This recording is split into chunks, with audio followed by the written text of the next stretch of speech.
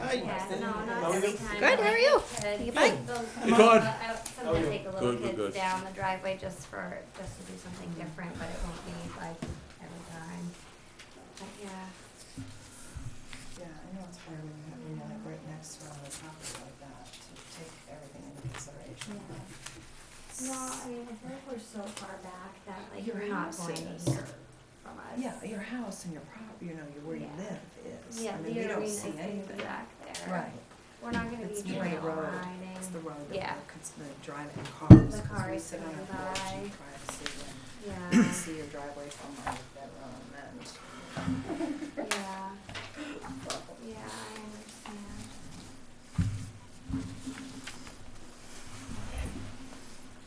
I made a mistake once of not going to the planning board meeting when neighbors. Everybody get a chance to read up on The dock. Oh. on all this. Oh, yeah. Stuff that we had at home, yes. Yeah, we're gonna table the rest of that forestry and that's, we'll take a look at it in the next month and we'll come back. Maybe it, matters how much time we got at the end of the meeting. Yeah. I get an idea or not. We could maybe take a look at it tonight, but I'd much rather get through the ones we Makes sense. are after right now.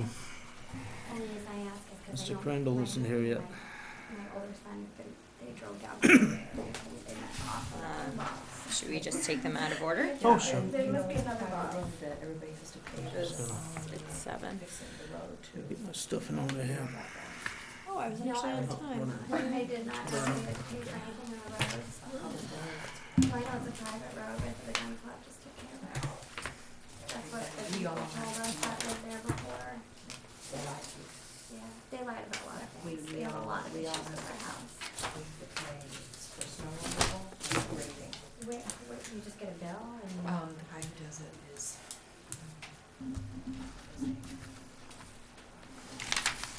Oh, he'll come around, believe me. John, Yeah.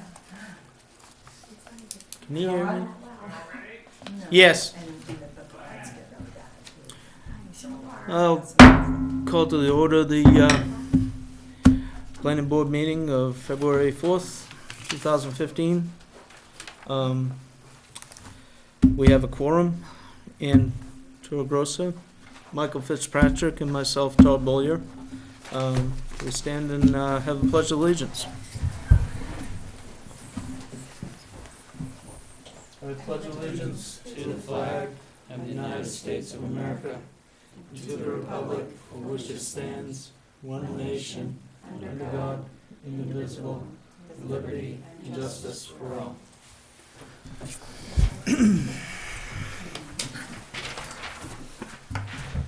Our, everybody taking a look at the minutes from last month? Actually,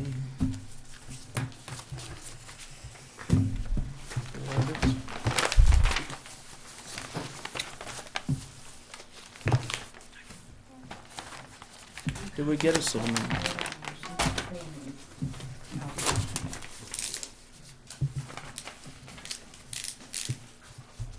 I'll give you a receipt. Okay.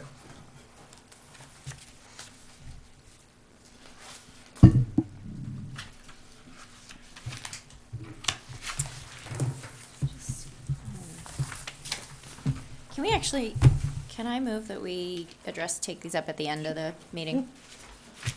Because actually, That way we can take care of the folks that are here, 'cause there's a lot. Yep, sure. We can do that. We haven't moved to do anything else, so we can move to continuing business. Not seeing Earl Crandall. When we bring up Robert and Kelly Burnham, step on up. Copies.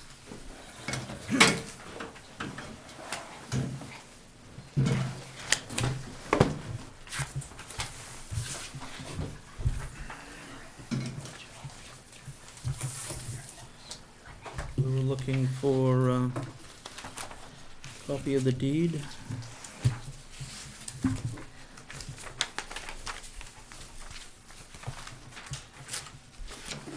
There's packing to be drawn.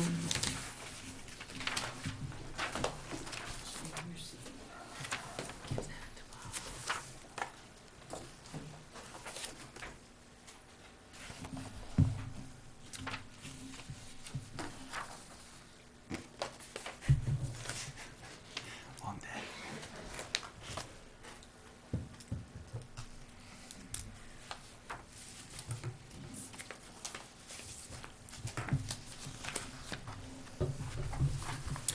Hey, have there, if anyone needs to use it, the larger format of the map. I actually have one of the, checklists. I have several here, if you would like one. I would love one. Yeah, what do we have? Pretty Three. sure, oh, wait, I might have the one we used. Oh, this is it, I think I got it. I have the one we used from last time. Yeah, I have the one from last time. I broke out the ruler for the new maps. You have to check it out. All right, It got really You specific. want a fresh one, or are you good with it? Yeah, I think I'm good. Okay, does anybody else need one? I'll take Yeah. one. I'll take a fresh one. We have a checklist. We do. One more page here.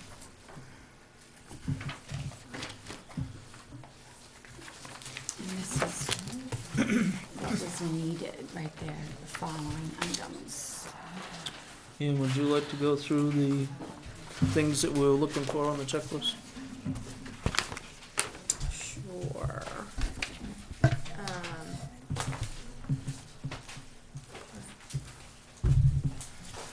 So do these correspond with, do the meeting minutes correspond with what we were? So do we have a new site plan with a landscaping plan? I just, there is a small one in your This one package, here? and there's a full-size one here. Oh, did I get that? Is the small one good enough, or do you want the larger one? I don't know that I got a small one. I'm very disorganized, but. Oh, Is that this, it? no, that's that's not the it. old one. Let me get you a copy one, you can use this for now. I must have. No, I lose paper, so it could absolutely The be. stack of it that's there. I was what happened. So Paul, is this a large version of? Yes. Yeah. Yep. Okay. Yeah. Okay. Now, the other thing that I had included was some question as to resource protection, and this piece of the town tax map shows the resource protection actually stops right at their boundary. It doesn't actually appear that they're in any resource protection. Right, but we were looking at the zoning map, which controls, and I think it cuts across part of, I think what we decided last time was that it cuts across part of their land, but doesn't affect the area where they'll be building. Based on the zoning map, because the tax map doesn't control, the zoning map does. All right, there was some discrepancy as to one piece of property that didn't show up on one of the maps. Yeah, I think they said it had been divided, Yeah. so, but I think we decided the piece at issue is not resource protection, is that right? Correct. Not resource protection, but the flood line came into their land, that's all. Right. Right. Yeah, but it wasn't an issue anyways, though, because we determined it wasn't on and all the drainage went away from Right. the garage, correct.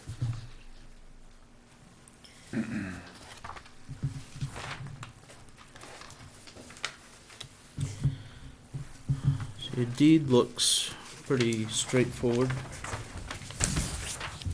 There's no covenants or anything on it. No, I made copies of the original.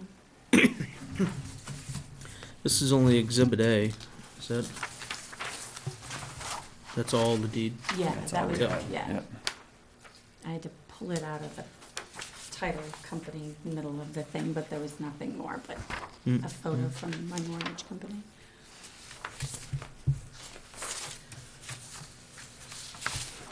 Do these go with your application? No, those are from me. That's Okay. It was, it's just, thoughts on the comprehensive plan. sorry, I signed the last page, but maybe I should have been more clear about it. No, that's, paper and I are not friends. Technology and I also aren't friends. All right, so what did we have outstanding? We had copy of the deed for the property. We have Got that. this. Okay, you get that. So, Then the parking and proposed parking Yep. on the map. so proposed paving for 4. Parking. Parking. Oh, No parking. paving. Parking, no No pavement. paving. All gravel. Yes. With the proposed buffer, we've looked into, I put arborvitae, it's written really small, but 12 arborvitae with 5-foot spacings along the front of the garage, the side of the garage. Yep, For the okay. parking buffer, would cover that whole side. Okay. 5 to 6 foot trees you can purchase to do that with, so it would fill it in really quickly. Yeah. And then along the strip, I actually have some pretty good photographs of where that is, out back to buffer the property, if you want these. Where that's proposed is this area. And this is just like a before and after this we is cut our property, and it here? has not changed yet, right here. Oh, This is like here. the proposal of So is where I that- wanna plant.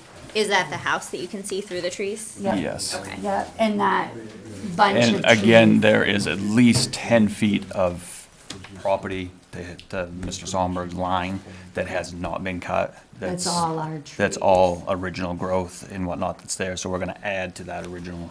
Just so there's there. no sight through there whatsoever. We can relocate, on the property. We have a lot of fir trees, but we wanna purchase some spruce and some pine to mix it up a little bit. Okay.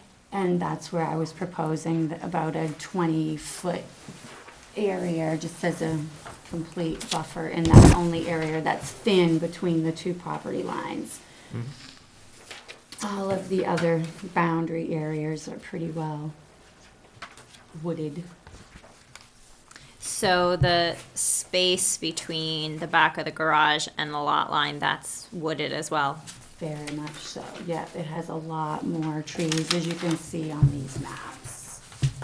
That, well, you can visualize, or you can see where the garage is there. So is this red? That is the Is that your barn. No, barn? that's the This is barn, that's the garage. old one, the garage is not These even are in there. all the trees between Okay, us. so and Mr. this Sonberg's here. house is there. That's our house. See, these are, pre and then post, Clearing. yeah. And so you can see a pretty good amount of trees all the way around our property where Okay. we left that marked.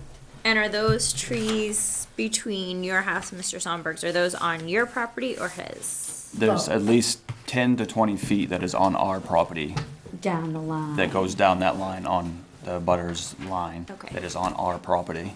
And the That's why 10's we really wanna on add plan. the proposed buffer that's on the big map in front of you, the trees that would completely block his side of view. Okay. So this is the latest one? Yes.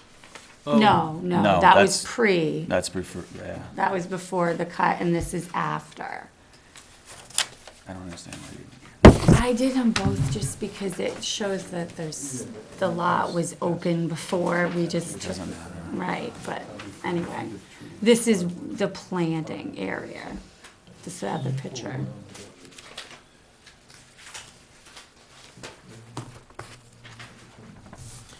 So that. That's Sonberg's back there. Right. So this is the buffer between them.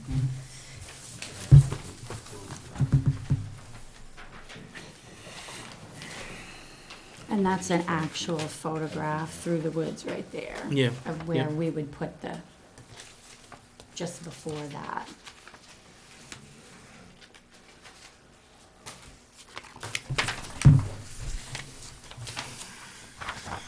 I already saw that.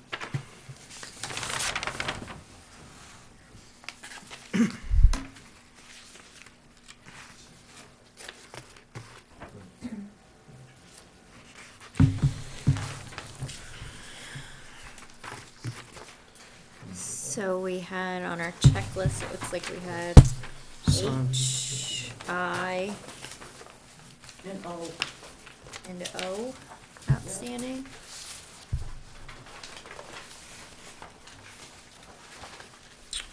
I thought with O, we had made that conditional.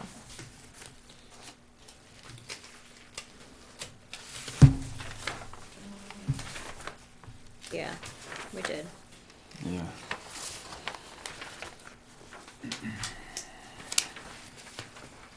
So I think it's just H and I, right? Impervious surfaces, the FEMA map. The Landscaping plan. sign locations, is that what you?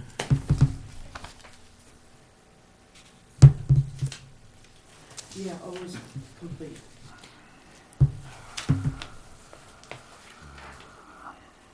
Do we have info on impervious surface? Yeah, it's on the map. Coverage. We only have about 5,000 of the 51,000 plus, that's a lot. Oh, I see that, this, Mhm, yeah, okay. yeah, it's in the, So that includes driveway, riding ring, barn, everything.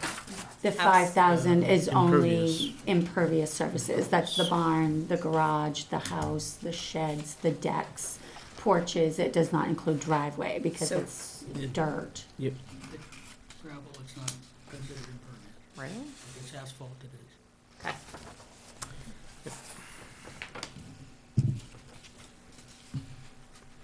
So then we have to address that as well.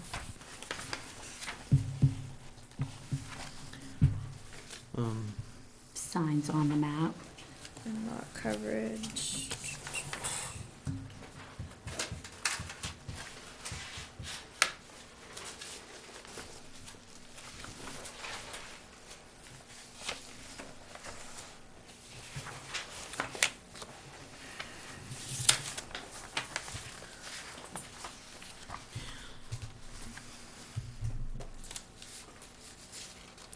So where do you wanna start? well, we got the copy of the deed, we got parking and proposed parkings drawn on the map. Sign locations, did we get those? They're on the map. Yep. Yep, it's on the map. Plan? Yep.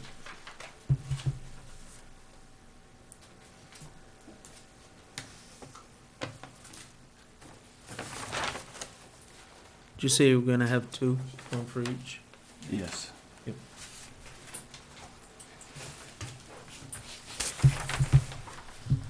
So we're all set with that? Yep.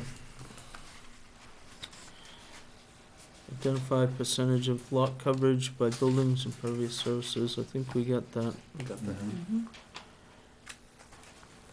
Identify house and garage location on FEMA map. Included in So, here. I made it bigger just so it stood out better.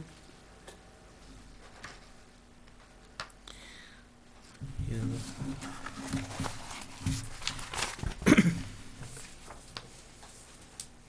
That is the most current FEMA map as well.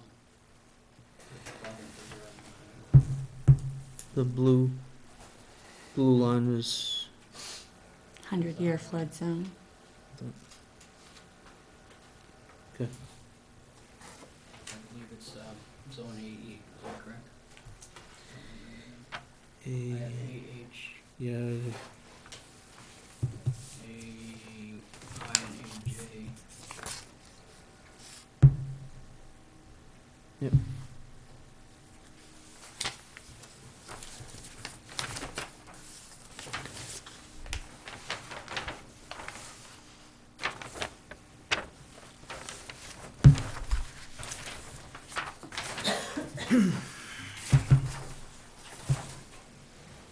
We all set with number 5? So which number, where are you and what checklist? So I think these were all to determine completeness, is that right? Right. And then we need to determine compliance, whether it Yep. fits the Right. criteria, right? Right. Okay, so as far as completeness goes, Did we get a elevation in feet above sea level? Yes. And that is at least 3 feet above flood stage? Oh, there you go. Where is that identified? On the map. The house, the garage, on the, On the drawing map? the Yeah. submitted map. I marked the elevations all over. There's, just above Okay. Meadow, it says 168, and then along the driveway at the culvert, the garage, the house. 177 on the 177. house is Yeah, above flood? the garage is 171.8, Mm-hmm. Okay. so. And flood stage is at what? it's, 167. It's on the flood map. What does it say? 168 and 167 is what I got. On either end of the property, it's 168 to 167. Probably mostly 168.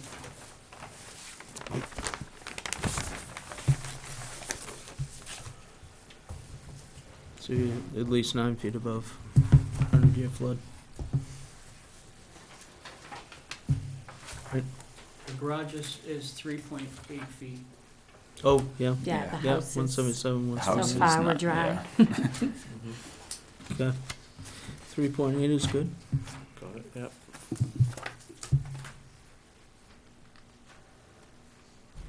You, how about the barn?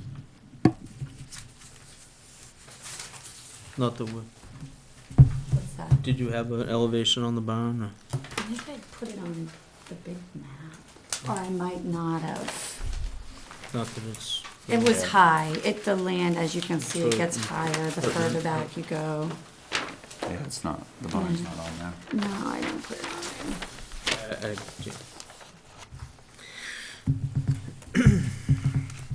So we're all set with 6? All set. Yep. Yeah, okay. I was waiting. Wanna hear it. Motions? Oh, that's what I was waiting.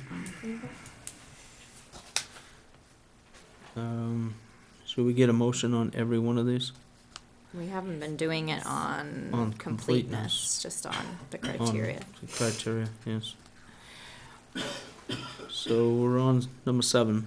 Identify landscaping and buffer to be proposed and show in detail on the map. So the only problem I have with the landscaping plan is it doesn't show dimensions. So, for example, it doesn't show how wide your buffer zone is gonna be. Hmm. And I think that you've sort of shown where you're gonna plant, which is good, Mm-hmm, but not how much you're gonna maintain. mm-hmm. And I think we need to know that.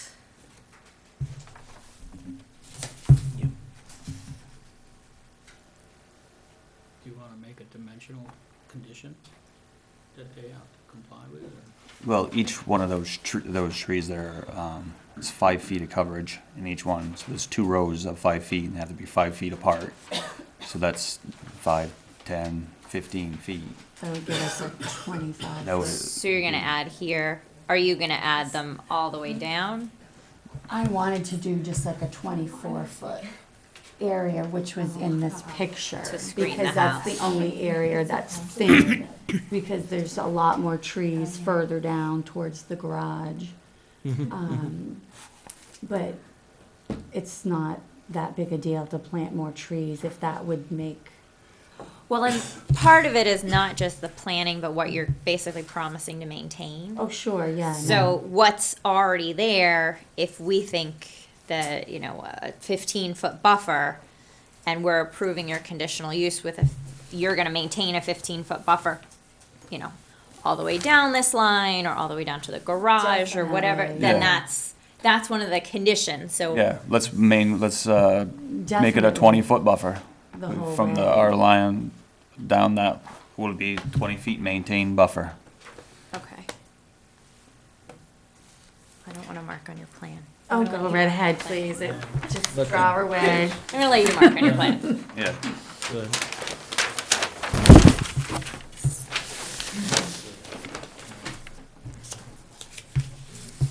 So 20, So you're talking about a 20-foot buffer right along here. Yes, including, the right side of the line, the property line. That Okay. consists of what's currently there plus what you're gonna put Yeah. in. Correct, Yeah. yes. So basically, in one spot only, in order to have a 20-foot buffer, we would only need probably 50 feet of plantings, and that would be like 2 rows of trees if we were to space them 5 feet. I basically wanted to fill in the gap. We have a lot of trees, that whole line, you can see that line. This one area, unfortunately, between our houses is the only area that's thin. It's been that way since we've owned the land. It's old growth trees, very thin old trees. So we want to put some nice young growing stuff. In the last couple of wasn't- years, I mean, you could cut all those trees down. but the last couple of years, the trees are growing up that are filling that view. I could always see your house through those trees because they were tall trees that were thin on the bottom. But now that we've cut the old tall trees, it's let light in, and so the small firs are growing up, and it's already blocking the view. And I can easily move some more trees to fill that area, but I would also like to purchase some pines. Norway pines grow really fast. I mean, we're talking 3 feet to more a year. So we can have that filled in no time with some spruce and some pine trees, I think. But this down here is like 25 feet or more. Like, we didn't cut because of the water, the swamp area. We didn't cut down in there. So there's already the whole length of the driveway, a good buffer. So basically just this area. So whatever is adequate, I mean, we'll easily and be happy to maintain. The ordinance also does require that there's a percentage of the trees that have to live at least 1 year, so there need to be a 1-year review, so the stuff that hasn't made it through the first year, which is the transplant period. Yep. Will need to be replaced. Mm-hmm. Just so you know, if you put 40 trees in it Right. and die, Right. the ordinance will require that those trees will be replaced. Definitely, yeah. And we had anticipated putting trees along there anyways, so it's not like it's a big deal for Yeah, us and anyways. Happy to add some more trees. So we're gonna say a 25-foot buffer, how far down? 20 foot. 20 I thought. feet? 20 foot. 20 feet, foot, the length of the line. the length of the lot line. Plus, what are the trees there? This is 12 foot. I mean, 12, what I proposed for a screening for the parking area is we measured out arborvitae were 5 foot. You can get a 5-foot tree and plant them 5 feet apart. No, they grow 5 feet and you have to plant them 8 feet apart. Oh, I thought it was 5 feet apart. Whatever, we figured 12 fit the 40, 52-foot area, Mhm. 52-foot area perfectly if we planted them spacing there. And it would be a good screening for the parking. So it'll be 1 row of arborvitae. Mhm. Okay. Which That is grow very, extremely very thick. fast, yeah, And that would be on the front side of the garage, yes. Yeah. towards the road. Yeah. Yeah. Is this added down here? Down towards the road, is that That's added? already or is there, that- That's no. already there? Yeah, there's actually another row of trees after the culverts. Mm-hmm, mm-hmm. There's already a screening, but it's not up near the garage, so it doesn't screen the garage, obviously. I didn't draw all the trees on. Just the boundary and then the proposed. Right. So does 20 feet make the criteria happy for you? I think it's a screening issue. Yeah. Right. So that, I mean, Yep. it could be 100-foot buffer, but if the trees are 100 feet tall and there's no screening, he's still gonna see my house, I'm still gonna see his house. So Right. I propose putting bushy trees in there that are gonna grow up, but, I mean, it's ideally needs a couple of years to fill it in beautifully to get that second floor, to fill, you know, the criteria of, you know, not seeing from the second floor or first floor, you know, the, whatever. You can't transplant 20-foot trees realistically. How long was the barn, how long has the garage been there? 4 years. So I guess one of the questions that I wasn't clear about is whether or not the buffer is designed to screen the activity of the structure. Because the structure's already existing and has been there for 4 years. So I wasn't, I kind of gave her all the info I could about buffering, but Well, I think I at least have enough information to determine it's complete, and then I think we should talk about the merits of it. And I know we have Mr. Sonberg here, so we should hear from him too. So, I will make a motion to find that the application is complete. Second. All those in favor? All right, we'll go on to complete,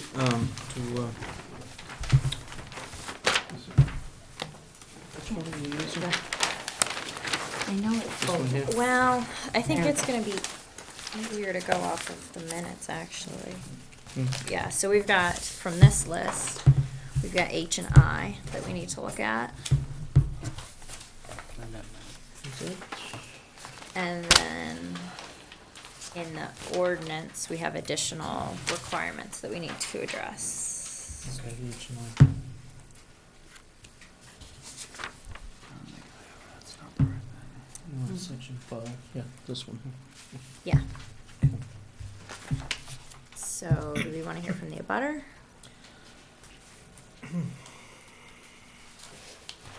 Before we go through, Yeah, and decide whether it's complete or not, we should hear from the abutter. well, it is complete. I mean, Right, Yeah. it meets Finish the the- criteria. finish to the meet the criteria. yeah. Finish the Agreed. criteria, we've already started on criteria, right? Right, so the We're only outstanding talking about criteria. H and I. And the additional What's the big specific ones? performance requirements. are we in the criteria now? Is that what we want to know? Yes. Yep.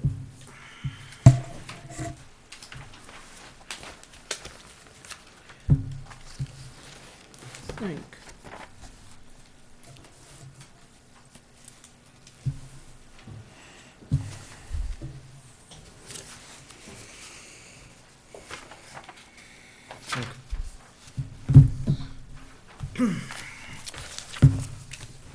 Would you guys like to address the board? Be great.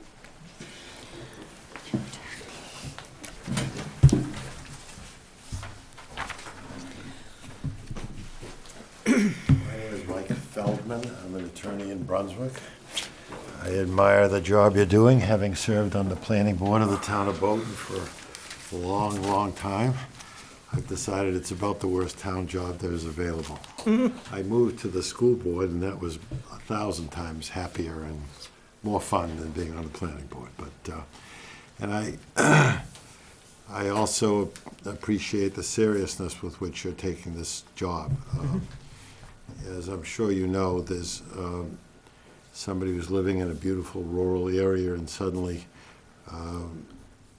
mechanics' tools are going on, cars are moving in and out, noise is going in and out, and active business is going, has a real impact on somebody who's decided to land in a rural area in a quiet place and raise kids. So I was a little confused because I just saw this revised application very, very recently. I didn't know, when was it filed here? Was it this new application?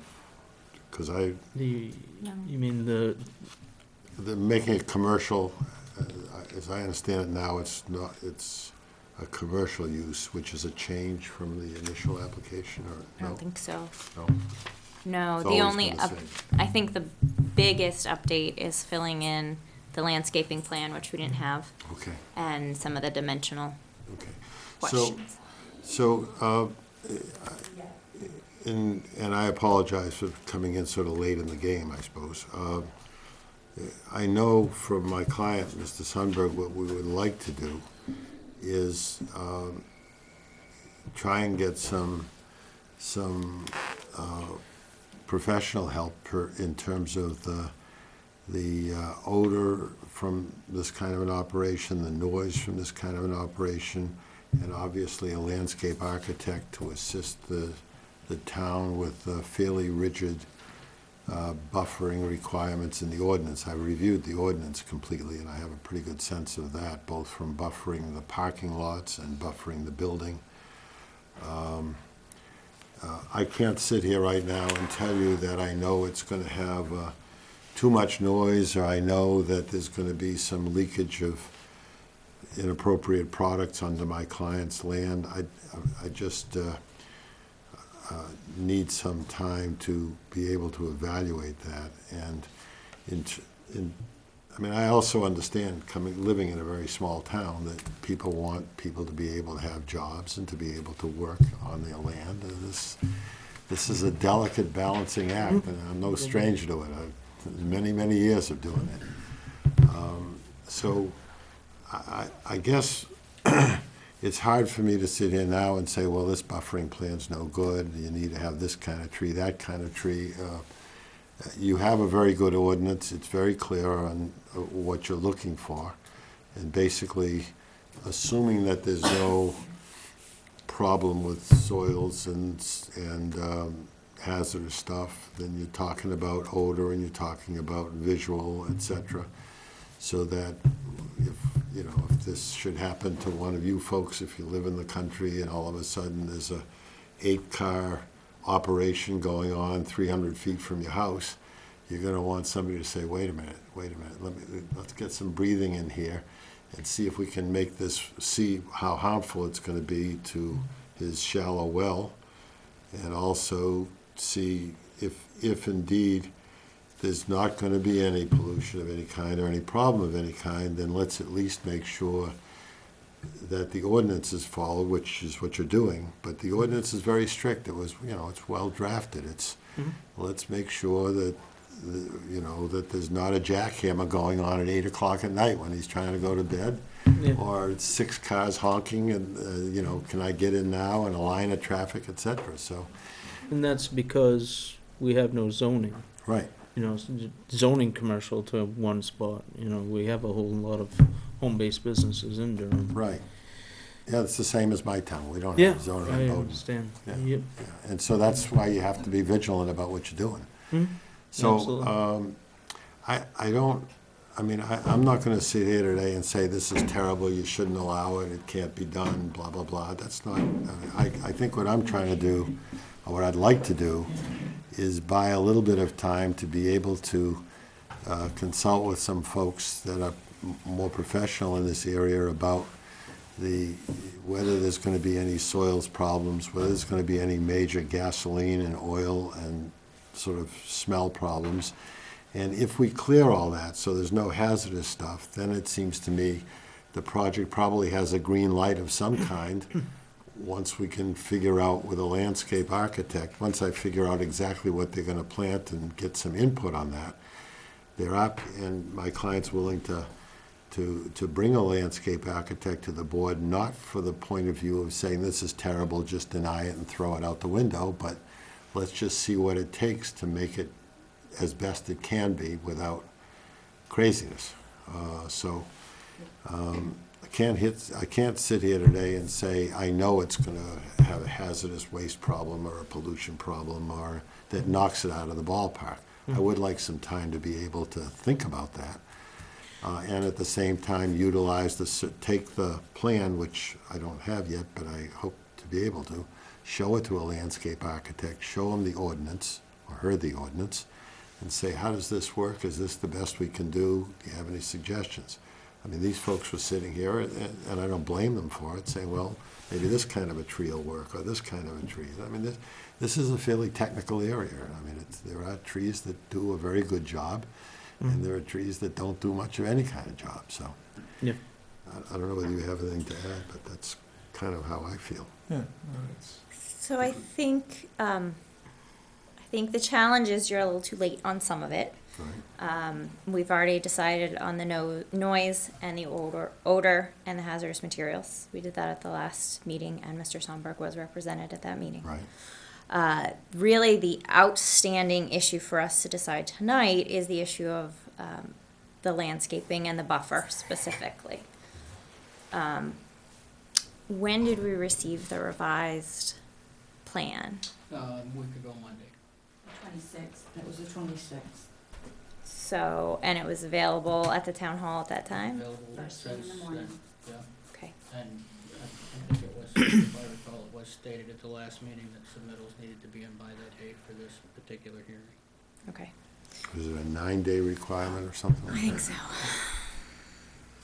Yeah, as far as the odor and noise pollutants, it is in the ordinance, and if he does have an issue, it's a code enforcement issue, after, down the line. Right.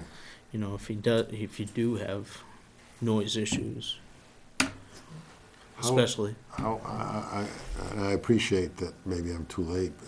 If you would indulge me at least, how was it decided whether or not there would be too much noise, for example? I mean, Well, did people come in and, There's, So, I know the standards are in the standards ordinance. are there. well, and the applicants told us, they testified that the work would be done in their garage.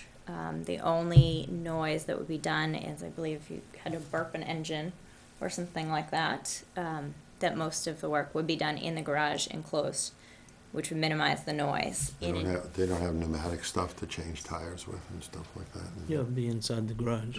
Yeah. So it's inside an enclosed building. And the other thing is, we actually don't have a noise ordinance, but Right. what we did do is we imposed it as a condition of their conditional use permit. So if you find that they are, in fact, violating the noise standards that we've imposed as a condition, that becomes a code enforcement issue. That makes sense to me. Yeah, we actually had, as it's been stated, we had quite a dialogue about the scale of the operation. That was something we were trying to really get our handle on, and I think we're comfortable with the scale of the operation, and again, if there are violations, that's where the code enforcement officer comes in. Did you folks decide what times of day the operation can operate? It was brought Yes. to us as, Because I know the ordinance says, says something about, what, 8 to 6:30 Right. a.m. or something? and the conversation, did that make it in our minutes? It should be in their application. There was a specific conversation around that. Yeah, there was, I'm looking at my notes.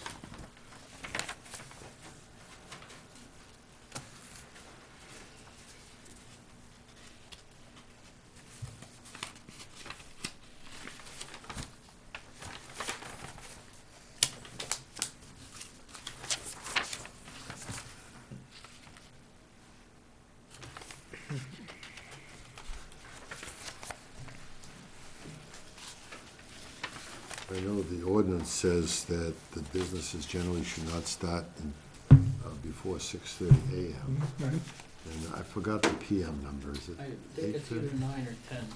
I think it's, Let me see if I can find it. Do you folks remember what you told us the business hours would be? I thought we 9 had it p.m. written down. I have it. It's page 49, it's 9 p.m. to 6:30 a.m.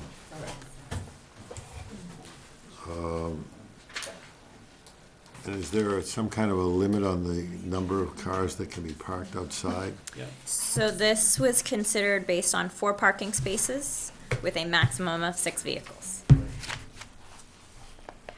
Outside the premises, Yes. outside the garage. Well, I think total, we decided 6 Total, vehicles. because you need the There are doors, there 2 can be 2 either in front of the doors or in the building, and then a row of parking along the There's side of the 4 on structure. the outside. On the opposite side from the abutter, those facing the road side of the building, so. So it'd be 4 outside and 2 inside as a max? There could be 2, for example, he talked about snowmobiles, so if there could be up to 6 outside.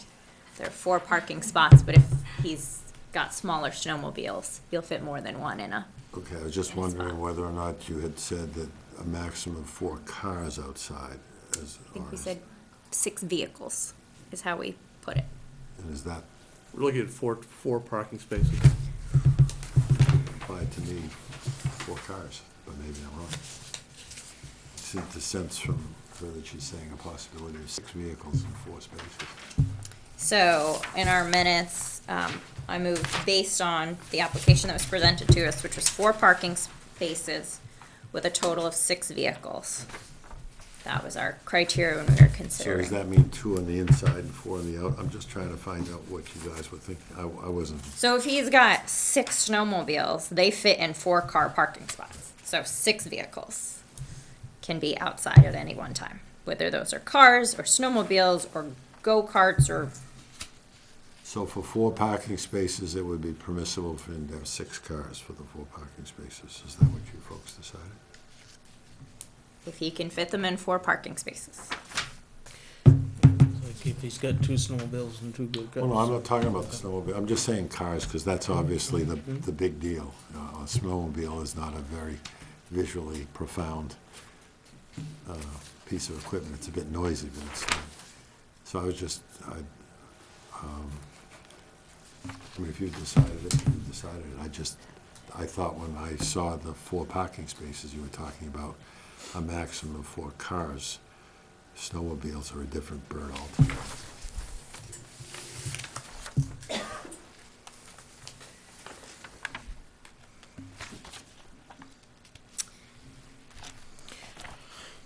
So you've heard the proposal is to plant a mix of firs, and arborvitae and spruces and some pine. Do you have reason to believe that's not gonna be sufficient screening? Well, the answer to your question is, I don't know. And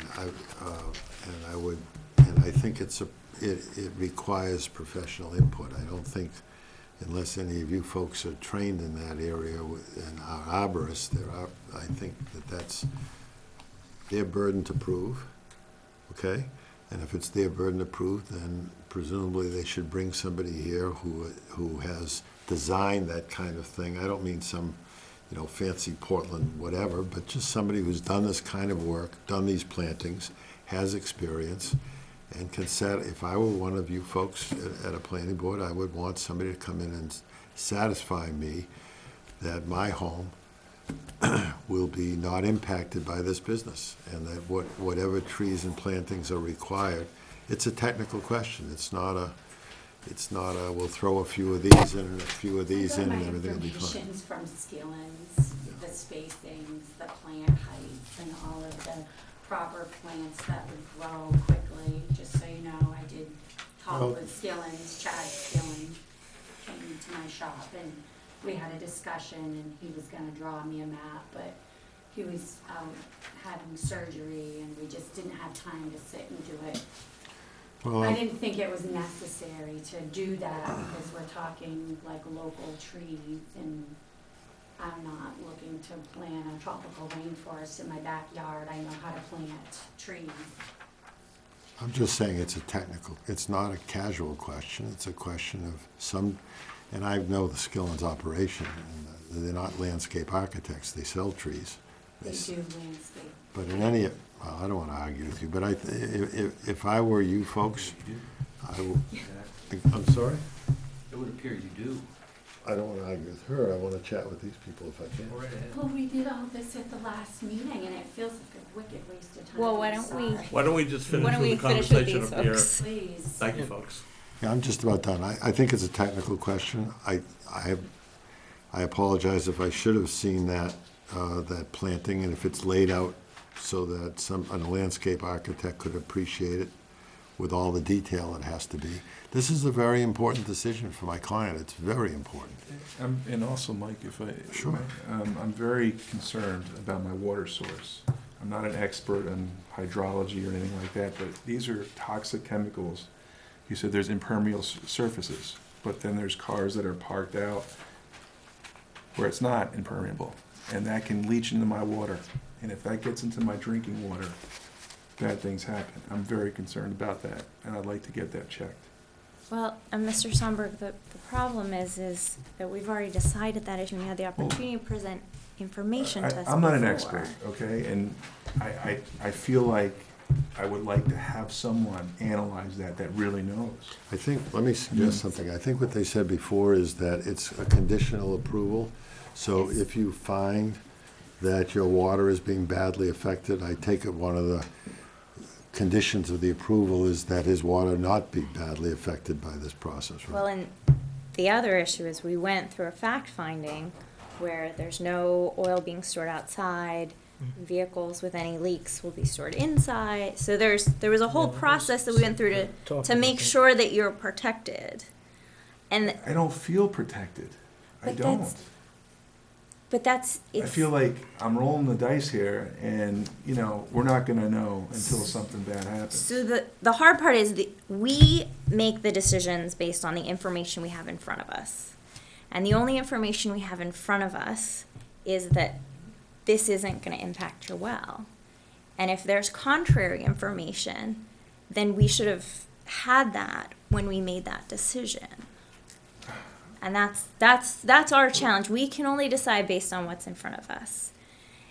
But we didn't have that access to that information then, and we still have it now, but we can get it. We can really find out. Where is your you have a shallow well? I do. Yeah, where is it? It's probably about, I don't know, 300 feet maybe from their garage. 300 feet?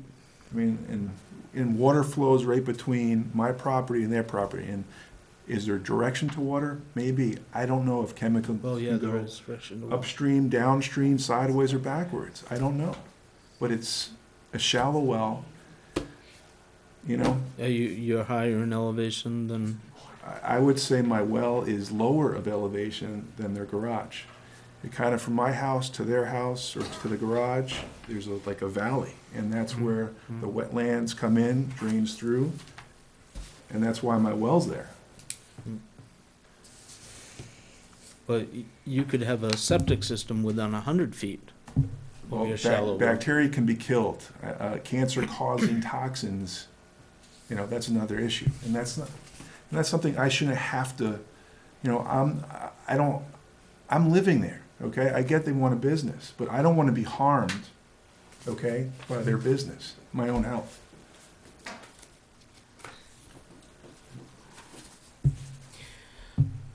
Yeah,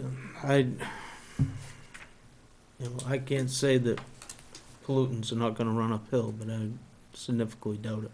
Okay, well, this is downhill too. They're up higher and my well's down low. Talking gasoline, ethylene glycol. Yeah, and he's stated that it's not gonna be on a pervious surface. It's gonna be inside the garage, it's not gonna But be the cars that are parked outside, that are there for repair, I mean, how do you know that's not leaking? well, if it was my garage, if it had a fuel leak, it would come straight in the driveway and straight in the garage with a pan under it. And that's the way it should be done. And that's, I would assume that's the way he's going to be doing it. Well, and it's not just an assumption. That's That- what he that's the way it represented needs to to us, be and done. that's what we made our decision. Can I ask a question? When you, if and when you approve this, do you approve it with, obviously with conditions, and one of the conditions would be that there will be Follow no, the ordinances? that there Yes, won't to be any follow ordinances. pollutants coming onto his property, for example, and so if he finds there's a problem, he can come back and, I guess he goes to the code enforcement. Code Code officer, yep. That's right. Hmm. So which, So the only other thing I guess what I'm saying, and I've said it before and you've been very patient, is I heard the applicants sort of saying, well, we'll put more of these trees, and then, or maybe you want 20 feet, we'll do 20 feet. I mean, I think you need to have a technical presentation of the minimum impact, and the zoning ordinance is very clear on worrying about that. Well, I think she stated that Skilling's was gonna make them a layout. That would be They good to could bring see. it in and show it to code enforcement and make sure that, you know, everything's done as far as the ordinance goes. Well, I would love to, if I could have the layout and take it to a landscape architect, and then come to the board and say, here's what, this isn't gonna work this way, or this is what you need. Their burden is to prove to you that this is the best way to protect. Yeah, and- prove to us. Yeah, and chatting with Skillins. Well, the other part is we also get to use our common sense as Yeah. planning board members, and we Yeah. know what a pine looks like, and we know what a fir looks like, Yeah. and we know what a spruce looks like. Yeah. What I will do is, to address your issue with the groundwater, I am going to move to reconsider our decision on L, which is, will not alone or in conjunction with existing activities adversely affect the quality or quantity of groundwater. And if we reconsider it, I'm going to find that it's met, but impose that condition as a conditional use. So my first motion is a motion to reconsider. Second. All those in favor? Okay. Next, I'm going to make a motion to find the criteria. We have it numbered L. I don't know what Yep. that relates to. Is met, so it will not, alone or in conjunction with existing activities, adversely affect the quality or quantity of groundwater. However, I'm also going to make it a condition of the permit that it not adversely affect the quality or quantity of groundwater.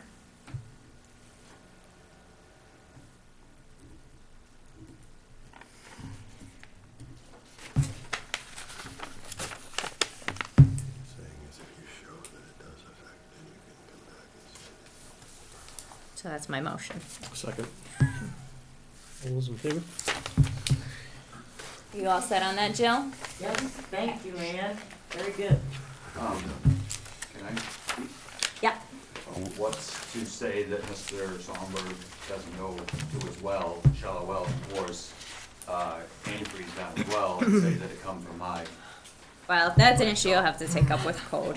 That, I mean, the reality is you can't pollute their well source. Right. If it's not them polluting it, understand Yeah. then that's really, Who has to prove that that is caused from my shop? Him or me? so that's our Code- code enforcement code officer would be Sorry, doing that I didn't- investigation. I didn't and hear it you. probably, the state police and DEP would have a problem. All right. Do you Would folks have a problem with do you doing have that. something by way of a final plan for the tree buffer stuff that we can take and look at? Is it something that's We're not final? done with the Oh. application yet, so the permit hasn't been submitted as final. But when it's Okay. finalized, you Yeah, I think that might be a condition. public property, so.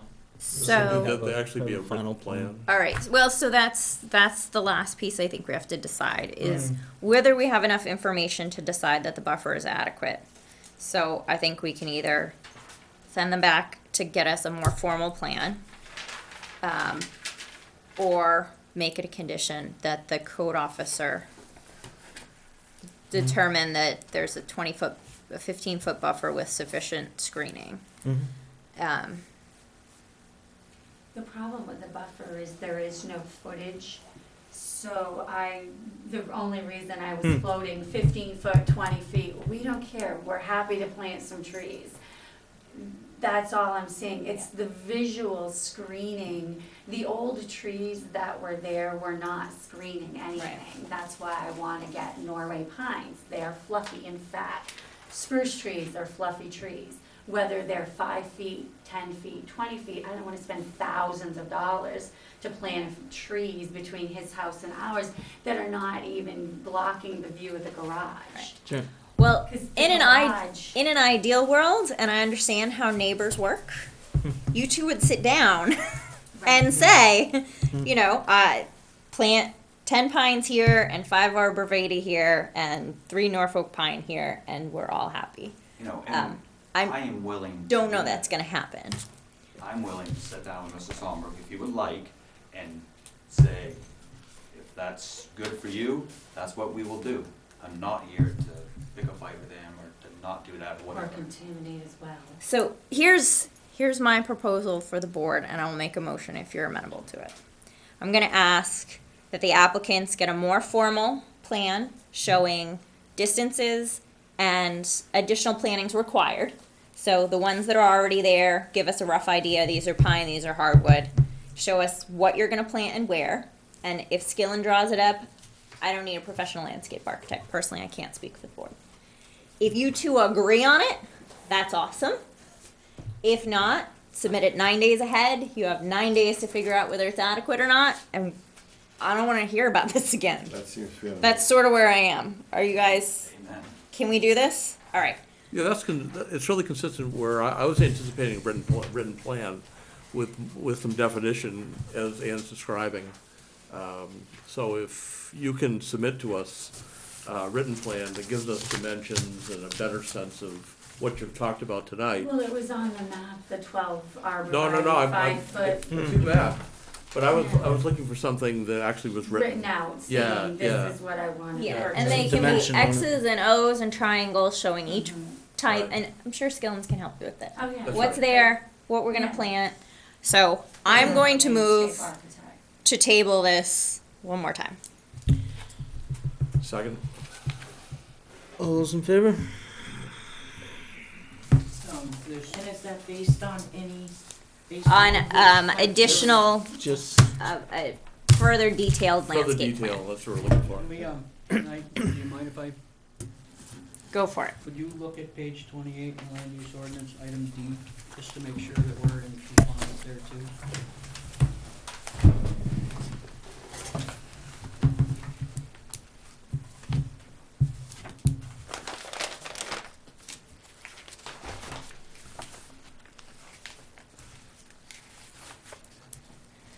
Do you agree to extend the deadline for us to decide on your application? Because otherwise, we're gonna have to deny it because we don't have enough information. That's up to him. Can we agree to extend the deadline for us to make a decision on your application for another, till next month? Sure. Thanks.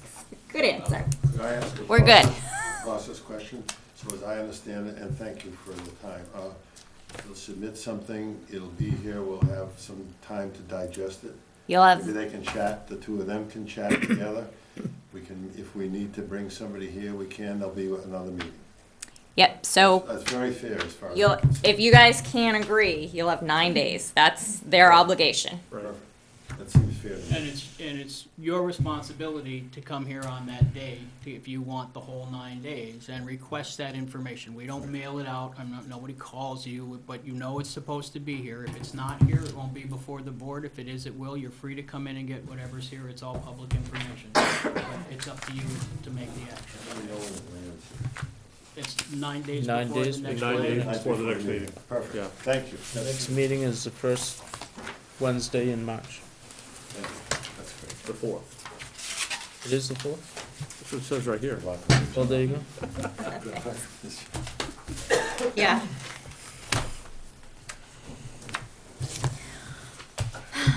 Very good. What's next, chief?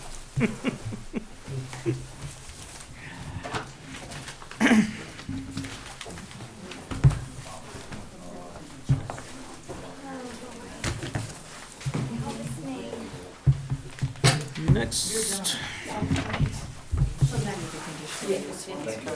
Thank you, guys.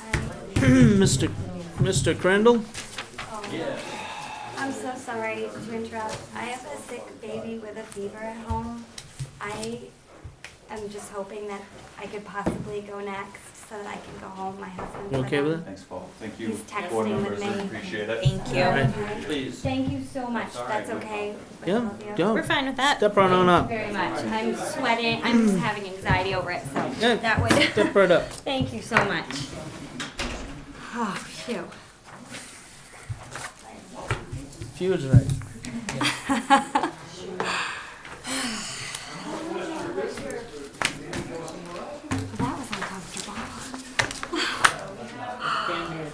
My goodness. Thank you.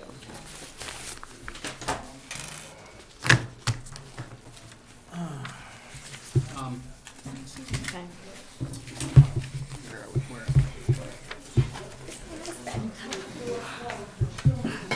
He's watching the kids. Okay, would you like to explain to what you, which, Paul, do you have? I can see if I can Oh. ask you. If not, you can have mine. on Pound Road? Okay, yeah, okay.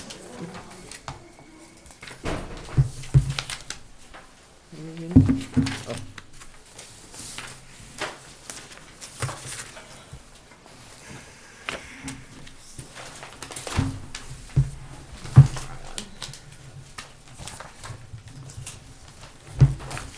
Okay, would you like to explain what you're up to and, Sure. So my name is Arielle Leclerc. We recently moved to 12 Pound Road just a few months ago. I have been teaching horseback riding for most of my adult life, and I have a very small client base that I've taught at a different barn.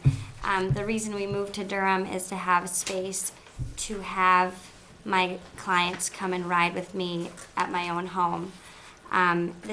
And the reason why the maps and everything are so basic is because I have 2 small children at home. This is going to be a very small business for a very long time, until my children are both in school, which is a while. So we don't even have a barn yet, and proposal for a sign. I probably won't have a sign for a while. I am just bringing the clients that I've been teaching, which is a total of 11 students. So this isn't a big business. Of course, I would like it to grow at some point down the road. And so primarily what I would be doing there is teaching lessons.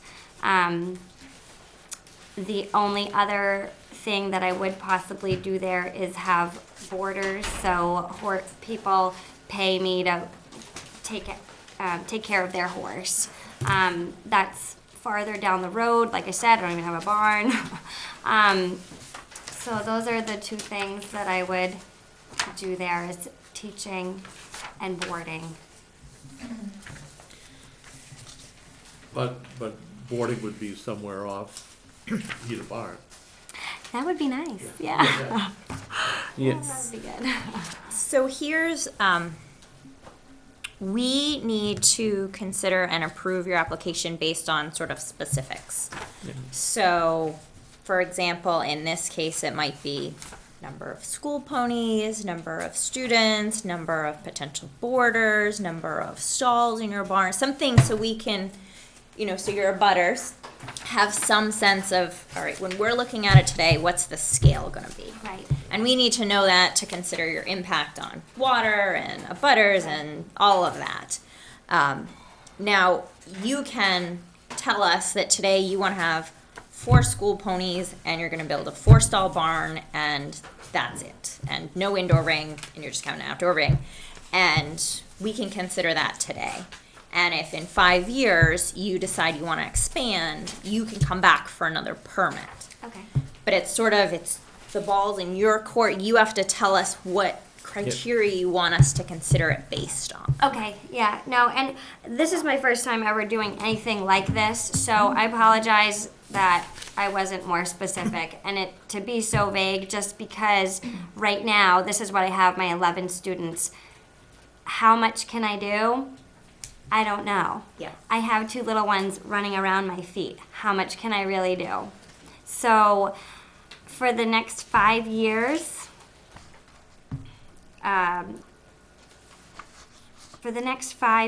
so 5 horses total on my property. I would just be cautious not to fence yourself in too tight, but Okay. don't be too broad, all right? Give yourself a little bit of room. Okay. But if it gets too tight, you're gonna find Yeah. yourself back here too soon. If Back it's too here broad, soon. it comes into Right. question about other things, so. True. And the other piece is, so your personal horses that a student will never sit on, we don't count those. I don't have They're not your those. business. I don't have any. Okay. But if you do in the future. Okay. You know, I probably can't afford them. this is, I thought you had 2 ponies, or 2. I have a pony and a horse, but I just purchased them to teach lessons on. They're not my own personal. I'm not going to be Oh, going but and you are competing teaching on on them. them, yeah. Not yet. Right. Not yet, but that's my plan, is just to teach on them. so that's when we're talking about 5 horses total, we're talking about 5 commercial horses. Oh, yeah. And that's, Yeah. So 5 is good. And then you want a number for boarders in the next 5 years? will that number be above and beyond? So 5 lesson horses? Is that what you're? Yeah, I would think at the most. I mean, I know I'm not supposed to box myself in, but Well, it's, Well, I mean, may I- it's really a matter of scale. You need to describe what the business is, so we can get a sense of what the impact is on the butters. right. But as Paul's saying, you don't wanna box yourself in, so you have to come back in 2 years. Right, But you also don't have a barn, right? right. So at boarding is a barn comes first, right? Or with that, so that might be the threshold that you may wish to consider to expand your conditional use permit and come back before the board and say. When we have a Now I barn. know Right. where I wanna put the Here's my barn, how barn. many stalls, how many boarders, Right. and expand on what you're doing then. And your Right. butters will also at that point have had an opportunity to understand their personal impact on your business. Right. Right. Yeah, 'cause Okay. you'll need a building permit for Right. that barn. Sure, At sure, that time, sure. he'll be suggesting that you come back. Okay, yeah, okay, so that makes perfect sense. So we'll go with, for today, we'll go with 5 horses total, no barn. You do have a run-in shed there. I do. You do? Yeah. Okay. And 5 horses gonna fit in that? No, my husband will build another one. running shed. Depends on how hard the wind's blowing. Yeah, we made him. If it's breeding. So, looking at this, sorry, you can't see what I'm looking at. This. So you've got, does this building exist, the hay storage? Yes, it's one of those tent thingies, it's Oh. Oh, like a coverall or whatever. Temporary shelter. Okay.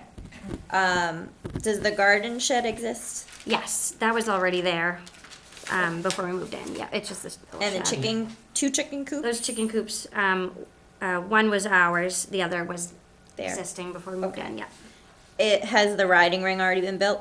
No, Okay, so that's proposed. These that are is proposed, yeah. Hmm. And that's basically just a fence with dirt, it's not an indoor. Okay. And does the paddock exist already, the pasture? Yes, yeah, So it exists and it it's does, fenced? and it's fenced, yeah, and the shed is there, yeah. And the The run-in shed shed is there. exists? Yes, So So this is which, existing. are you proposing to build a second run-in shed in the same pasture? Are you proposing to build a second pasture?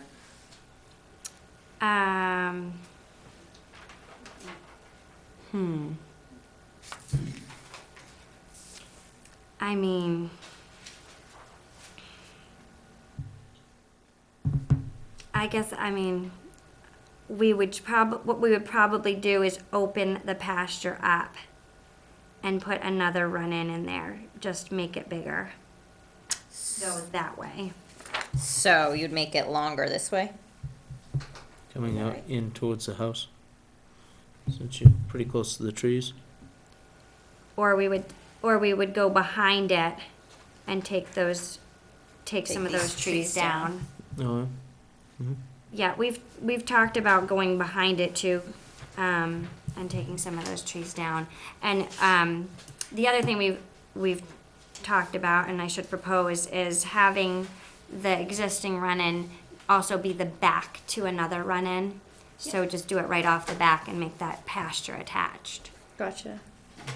So that'll be enough. so you And have will that be 16. the same size? Yeah, So the paddock, the pasture will be the same size and the run-in shed will be the same size? yeah.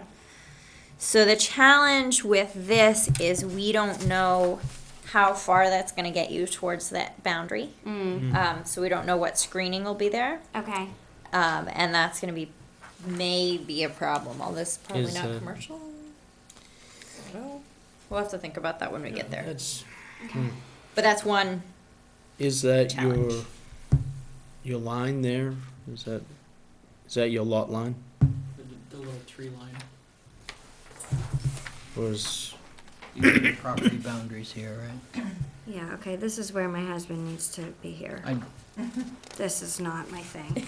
Maps.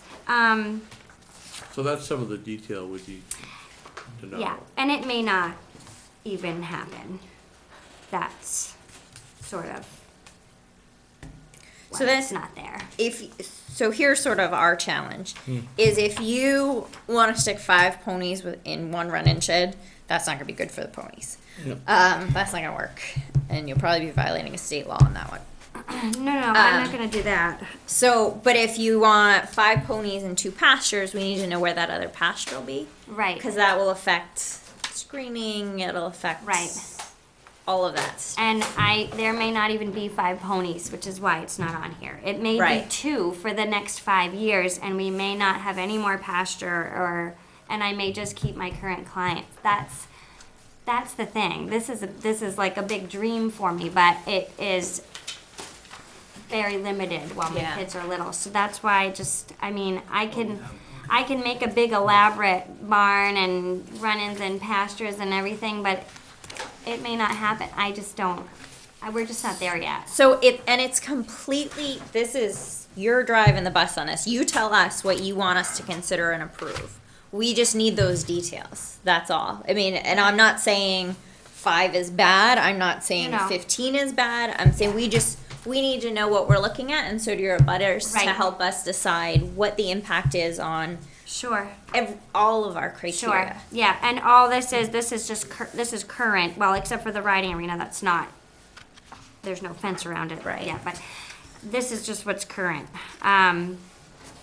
If you want me to, and I hear what you're saying. I think what I should do is what do I think? What is the most possible pasture space and shed we'll have in the next 5 years, and add that to my map, and I'm happy to do that. Yep. I mean, we can just table this, and you can That's yeah, fine. we haven't Submit done us- any real checklists or anything, so.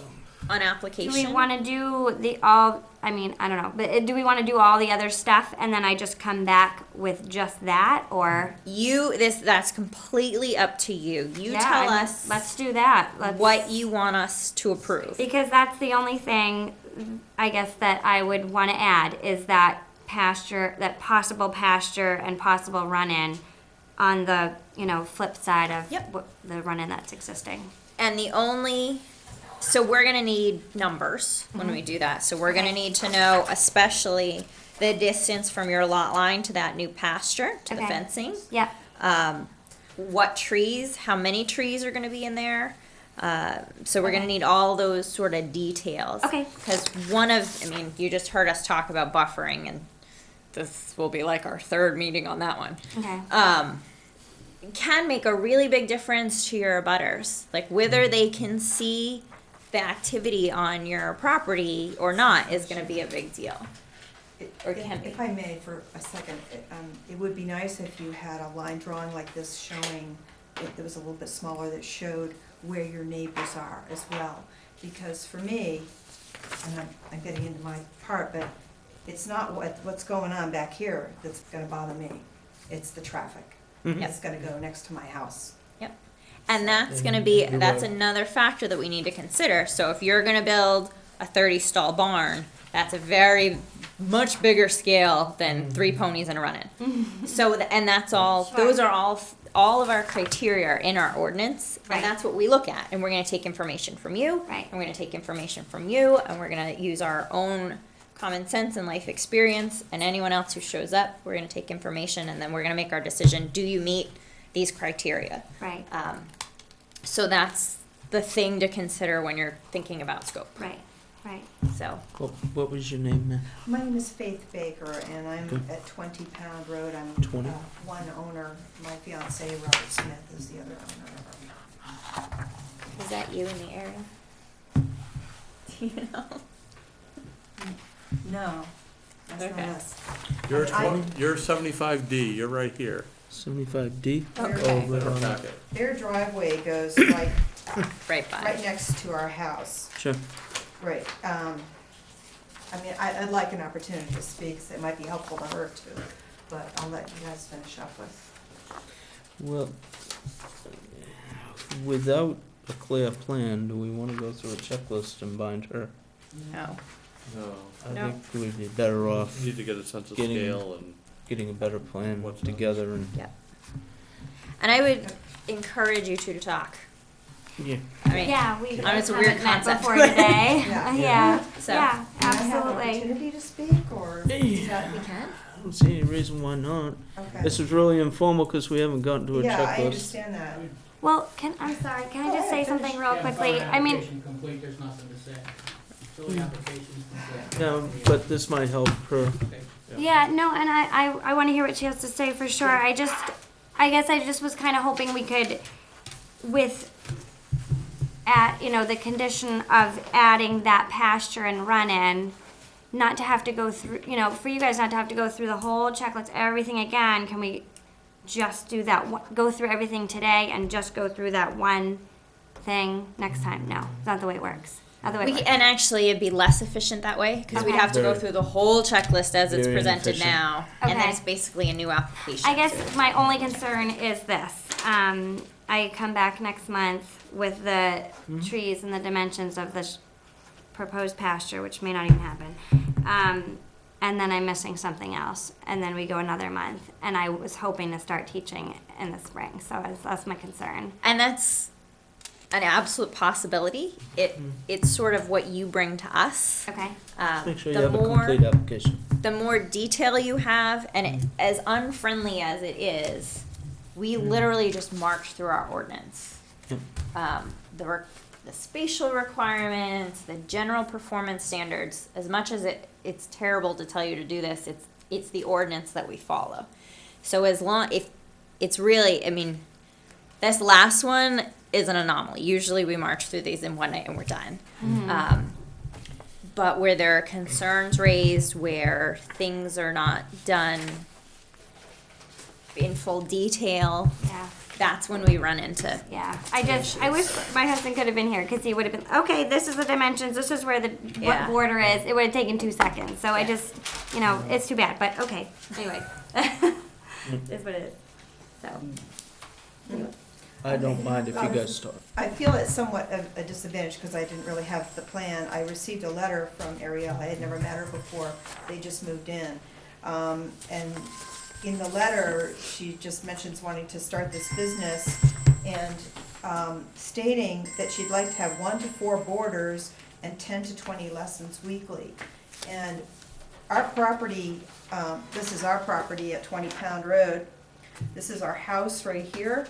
We have a back porch that is very private. We've never had privacy issues before. We've had, the neighbors that lived here before, and her driveway goes right down here, and this is where her property is. So there's a pretty big buffer of trees right in here, so I'm really not concerned about what's going on behind there. I can't hear you, I can't see you.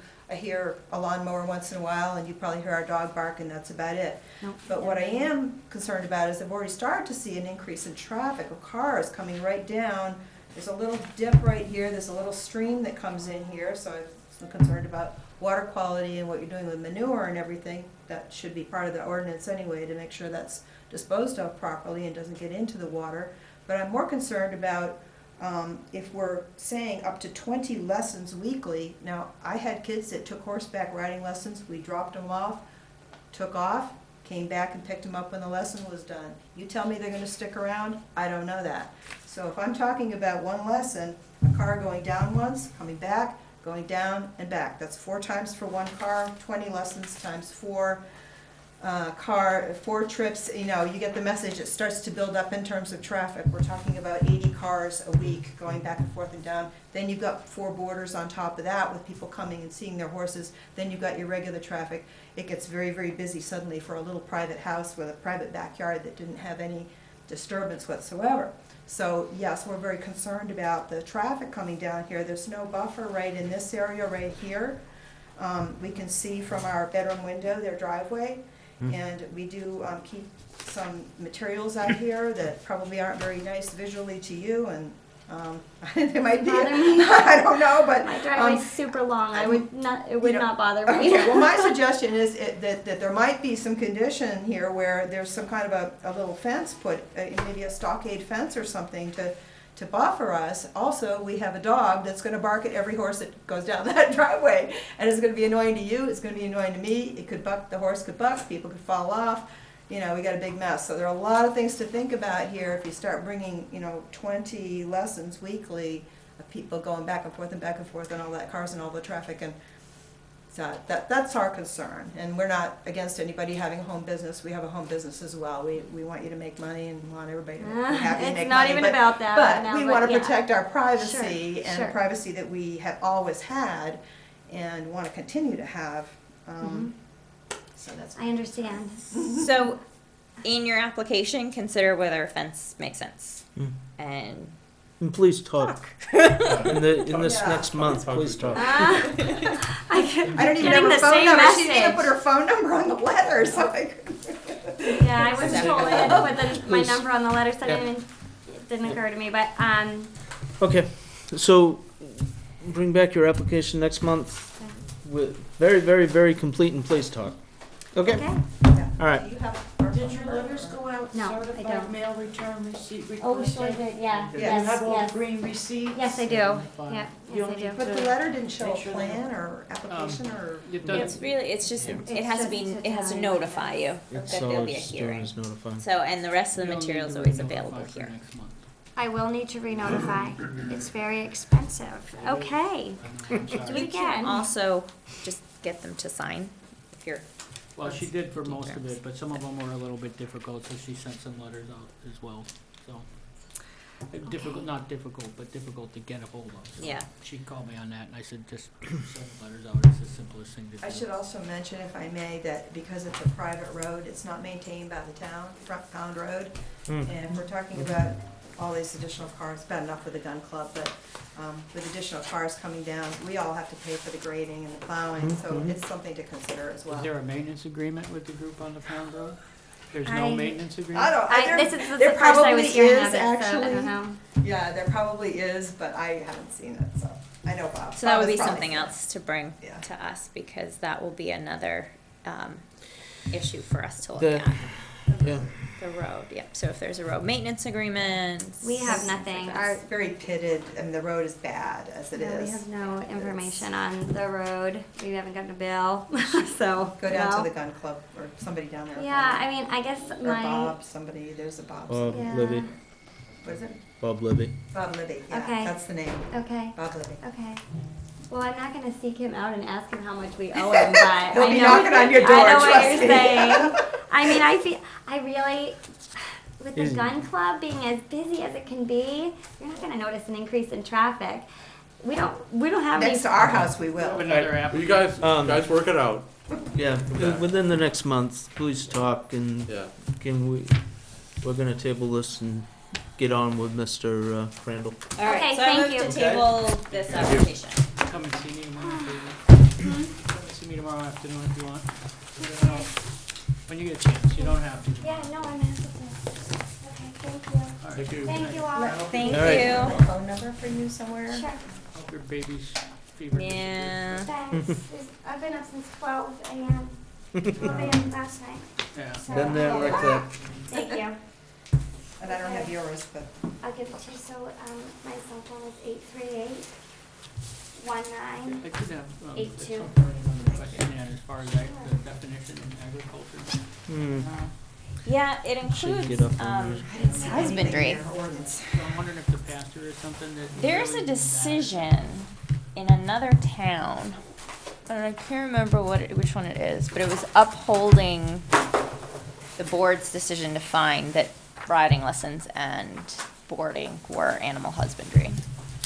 Our well is right next to that water. Can't remember which one. Well, I'm just wondering in regards to this application, if the pasture area is something that is part of the application, and I could see the structures, the riding area where the Yeah. business activity is, but as agriculture stands, it would, so it's just something to consider. Yeah, something to think about when we're looking at it.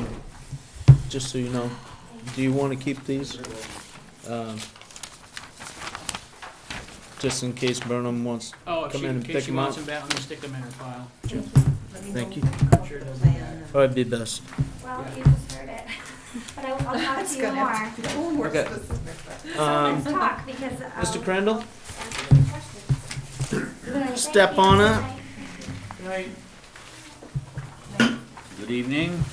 Good evening. Happy New Year. How are you? How about them Patriots? Was that a good game? Oh, my God. Unbelievable. I wish I had some money on that. Still excited about that.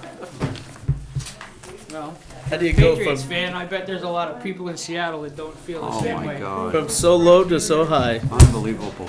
in a play? I've been to 3 county fairs and 2 goat ropings, but I ain't never seen nothing like that. That was something. That's a good one. Okay, Mr. Crandall. Excellent. You guys need another application checklist, or you good? I think we're good, because we We didn't don't use really that need one. it for this, do we? No. This is a backlot ordinance, so this won't happen. That's right. Where did my backlot ordinance go? Those aren't gonna help you. Okay, then which checklist do you need? You just have to go through the ordinance. I didn't type one up for the backlot. So, there's, We were looking for some extra stuff for you, all right, Mr. Crandall. let's see where that is on Mr. Crandall. We have, This is in it. Steve Butters. That's what you gave me Aha. last time. One That's thing. where it went, thank you.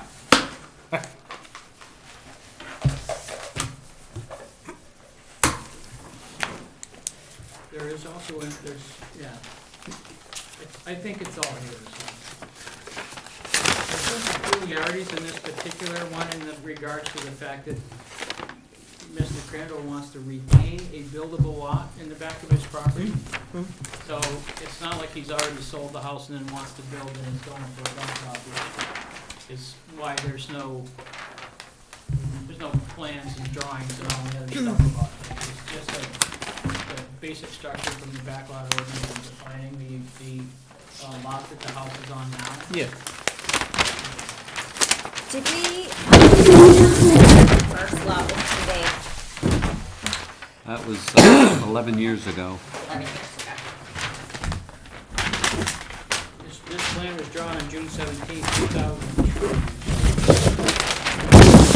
So it's signed on June 5th, 2003. 12 years ago. Huh? It'd be 12 then. Yeah.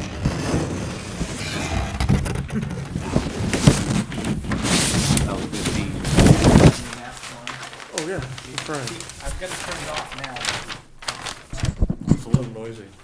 I felt critical. Sorry, John.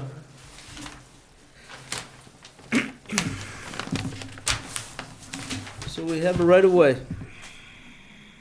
Yeah, that was deeded 12 years ago. I believe you have the signed copy there in front of you. No, or you don't, or you should. Is yours not signed by the planning board? Nope. I have the signed copy from the Okay. planning board here from November 2003. Is my name on it? It is. Thought so. I thought so. That's why I was so confused. Try not to I spell. hear ya. So we have, Yeah. the record copy has the signatures, Hmm. and you guys just have the copy. Yeah, it's no problem. Yeah, that's right. These are the ones Bruce gave me.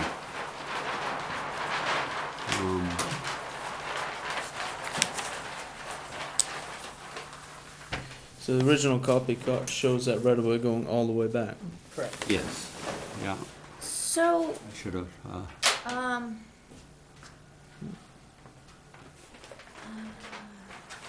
so we approved this being chunked up into 3 sections already? No. No, you're doing it That's- into 3 sections now. Initially, the initial approval in 2003 was the creation of this front That lot lot. and this back lot. So this is a new plan. Right, this is the new plan. This is The the old new one plan. doesn't show this line. Just splitting. This is shows the that original one line. Oh, plan okay, from I see. 2003, so he had it surveyed to indicate that the new back lot here that the house is Gotcha. on meets the dimensional. Okay, we're all on the same page now, sorry Yeah. about that. Yeah, really, all I want to do is create another back lot, another, We had 2 back lots approved originally. no, just the one. The one, I did one back No, lot. okay, yeah. It's Yep, 17 acres. Sorry. The Two sold- lots, the front lot 2 and the lots, back lot, yeah. 1 back lot. Yep. So, we're not in subdivision. No. So all we need to look at is back lot? Does that sound right? My favorite ordinance in the whole wide world. I can't say that. You had several that were possible. That'd be lying. Certainly in the mix. So who holds title to, or which lot holds title to the right of way right now? You? Actually, the gentleman, it says in one of your ordinances that that has to be deeded to the owner if I sell any. And he owns all of the road frontage. That line that it goes across, I had to deed that to him. On Swamp Road or On Swamp Road, the yes. right of way? No, well, a little bit of the right of way. I should have one, but I don't. What I'm saying is I had to go to a lawyer because I was questioning, he owns this, he owns all of this. Okay, so he owns this chunk He owns this chunk of the right of way. and you own all this. And you I have, own all the rest. And it says in the ordinance that that's, it has to be excluded from any acreage that's right. and so on and so forth. Yep. And that worried me because he owns it but there's a But you have deed, perpetual, yeah. you have deeded right of way to it. Yes. Yes. Oh, yeah, the whole thing. So that's the way it's supposed to be done. And anybody and everybody will on that right of way of anything I sell. Because with the back lot, if you had 50 feet of frontage, that's not a back lot. So it was done right. Yeah, the was the done drawing's right. correct, and that they asked you to deed it to him was correct. Deeded to him, Yeah, I didn't understand that. I was worried about that, but my lawyer said, no, that's the way it's done. that's the way it's supposed to But be. you've got a right of way. Because of the, Right. Yeah, the whole thing. you have a right in of your way. deed. You Or know, it must be accepted from his deed.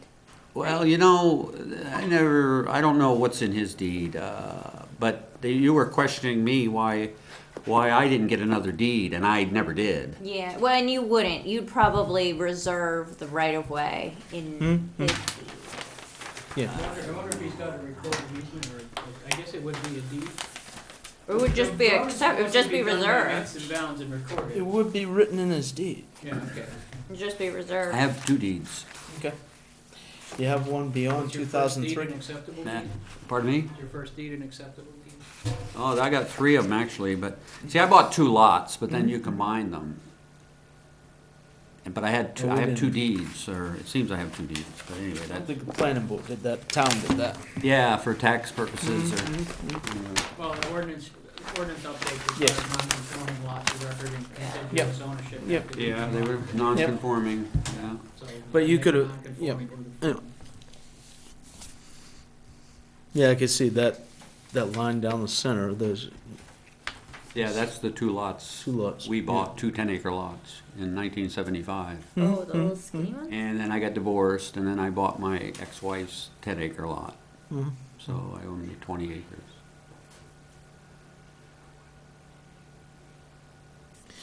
Yep. So just one of your deeds, is it newer than 2003? No, it's 1975, both of them. And then I have the one where I bought the other one back, Well, contract to sale of real estate, I don't even know what I got here, a warranty deed. Justin Kraft to me, my ex-wife to me, here's the 2, and then here's the one, warranty deed, warranty deed, warranty. These are the two we bought together, got divorced, and then I bought her 10 acres, and this is what I have. I bought that in 1980, I guess. I bought it back again. And that's all I've ever had. I don't know how that works. I'm assuming that your lawyer didn't leave you with any legal right to cross that line. He did, no, that was my point. I'm going, when they brought it up, I'm going, wait a minute, that's gonna block me off. I gotta go across his land, No, you but should have somehow it they deeded. wrote that in You should have it deeded right away. It should be in there. somewhere, somehow, yeah.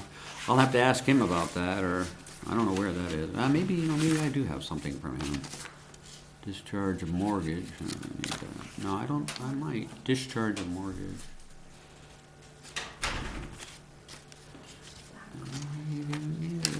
I know, 75. I've got nothing like that, but I remember, no, I got nothing like that. How far is How far is what? it? It must be 350, 348 and 142 plus, you mean from on frontage on the right of way. 142 plus 50 plus, Yeah, that wasn't the problem. But I think if you look at the further dimension, 348.99. 337.95, going around that corner all the way to the hammerhead.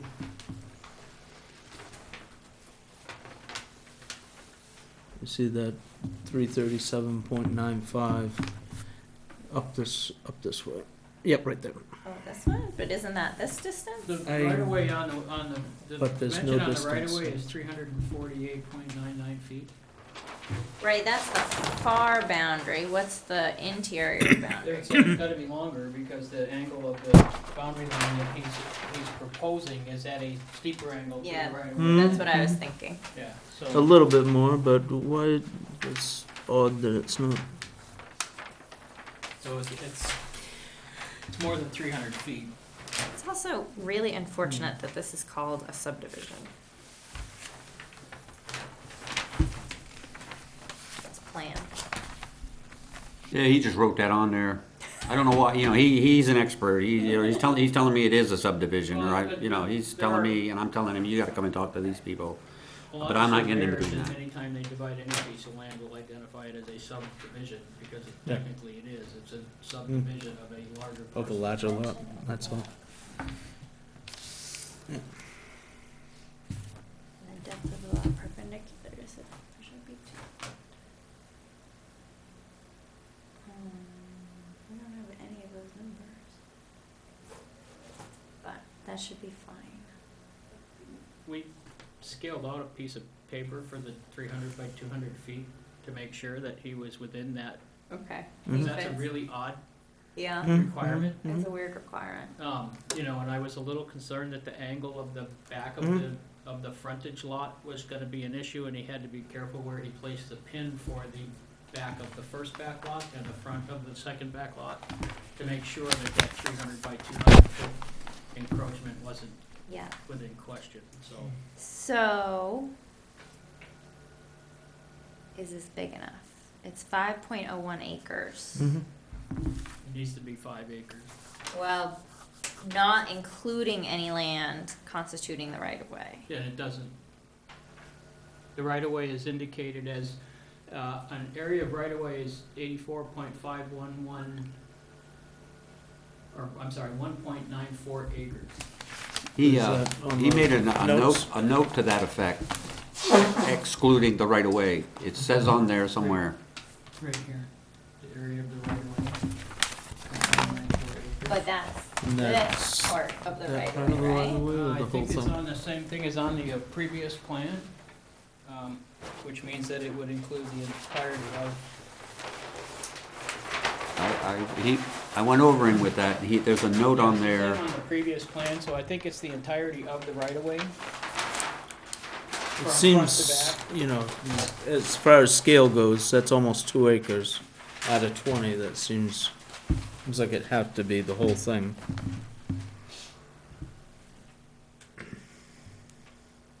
Yeah, it's 2 acres, there's 17 acres left. There were excluding, there's a note on there that excludes. Excluding the right of way. Yeah, the lot, he put it on, he was very emphatic about that. Where it is, I don't know, but it's, you don't see that? I can't remember how he worded it. The entire parcel contains area of individual lots shown at left. So you add up each acreage, you get 13.035 and 2. That's 20 acres. That's 20 acres. So that must include this, Yeah. which it can't. Right?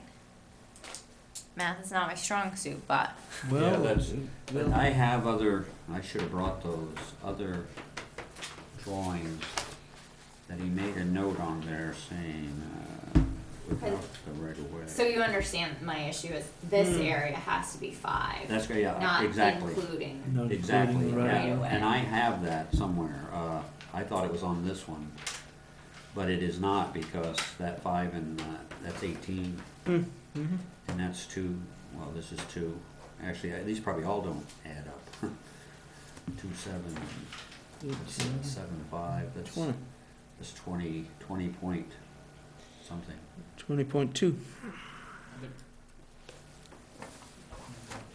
20.11 plus 1.94 for the right-of-way. Boy, I had that, I remember, you have the same one. But the total is 20.24.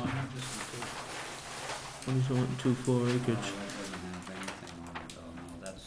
That's a good call. Yeah, that sucks.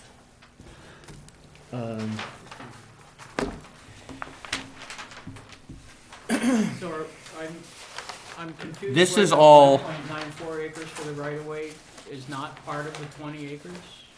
It's not part of the 5 acres. That's correct. You see, this is all preliminary. This is not cast in stone yet. When you approve, I might have them at home, but that'd take me 15 minutes to go there and back. So you think in the first back lot, that the 5.01 acres includes the right-of-way? It has to. Yeah. Otherwise, Because you on- add up those lots. Total of the 3 lots. You said he had 20 acres. Well, but I mean, what if he has 21.94 acres and there's 1.94? Well, it says entire parcel contains 20.24 in the notes on the plan. Notes on the plan up on the far right. Yeah, under. 20.24. Should have brought those other drawings. But if I added up the 3 parcels, not including the 1.94, I've got 20.11 is what I came up with, 7, Yeah, so it includes 11, the right of way. 1. No, that doesn't include the 1.9, well, what I'm saying is what he included here at 1.94, 1303, 501, and 207 add up to 22 acres. 2303, Mm-hmm. or 2203. And the entire parcel is 20.24. I think somebody made a That's math mistake. discrepancy. Yeah. I think this line here needs to move. Yes, this is just, he can put those lines wherever we need to, when he relocates that pin to make the 5-acre lot, Okay, so that pin's already here. excluding, no, yeah, that one is, he went from that one, I'm talking about the other one, There's another one. on the far side. 40 or 50. What I'm saying is, that this isn't even, maybe I ought to run home and get that, right? Well, He's gonna locate a pin wherever we have to here, mm-hmm. excluding this right away. Mhm. This will be 5 acres. I'm sorry, forget that one. This will be 5 acres. Yeah, that doesn't even show this. I'm selling this. I wanna create this lot. Well, but you're creating both. You have to create. Do we remember we Yeah, talked that's about true. that earlier? You're creating the This larger doesn't back exist lot, yet. which is the Yeah. 13-acre lot. Yeah, I was there for an hour and a half with him going over this very thing, Mm-hmm. and I think I brought the wrong drawings here to show Okay, well. where, but when I go back to him, I'm gonna have him place the pin wherever he needs to. I could probably run home and get that if you. Yeah, the entirety of the four numbers have to add up to what the overall parcel is, or Yeah. something's not. Four we- numbers. We Yeah. did go over that. I think I gave you the wrong Okay, ones here. But, Well, I hear you. without going back to your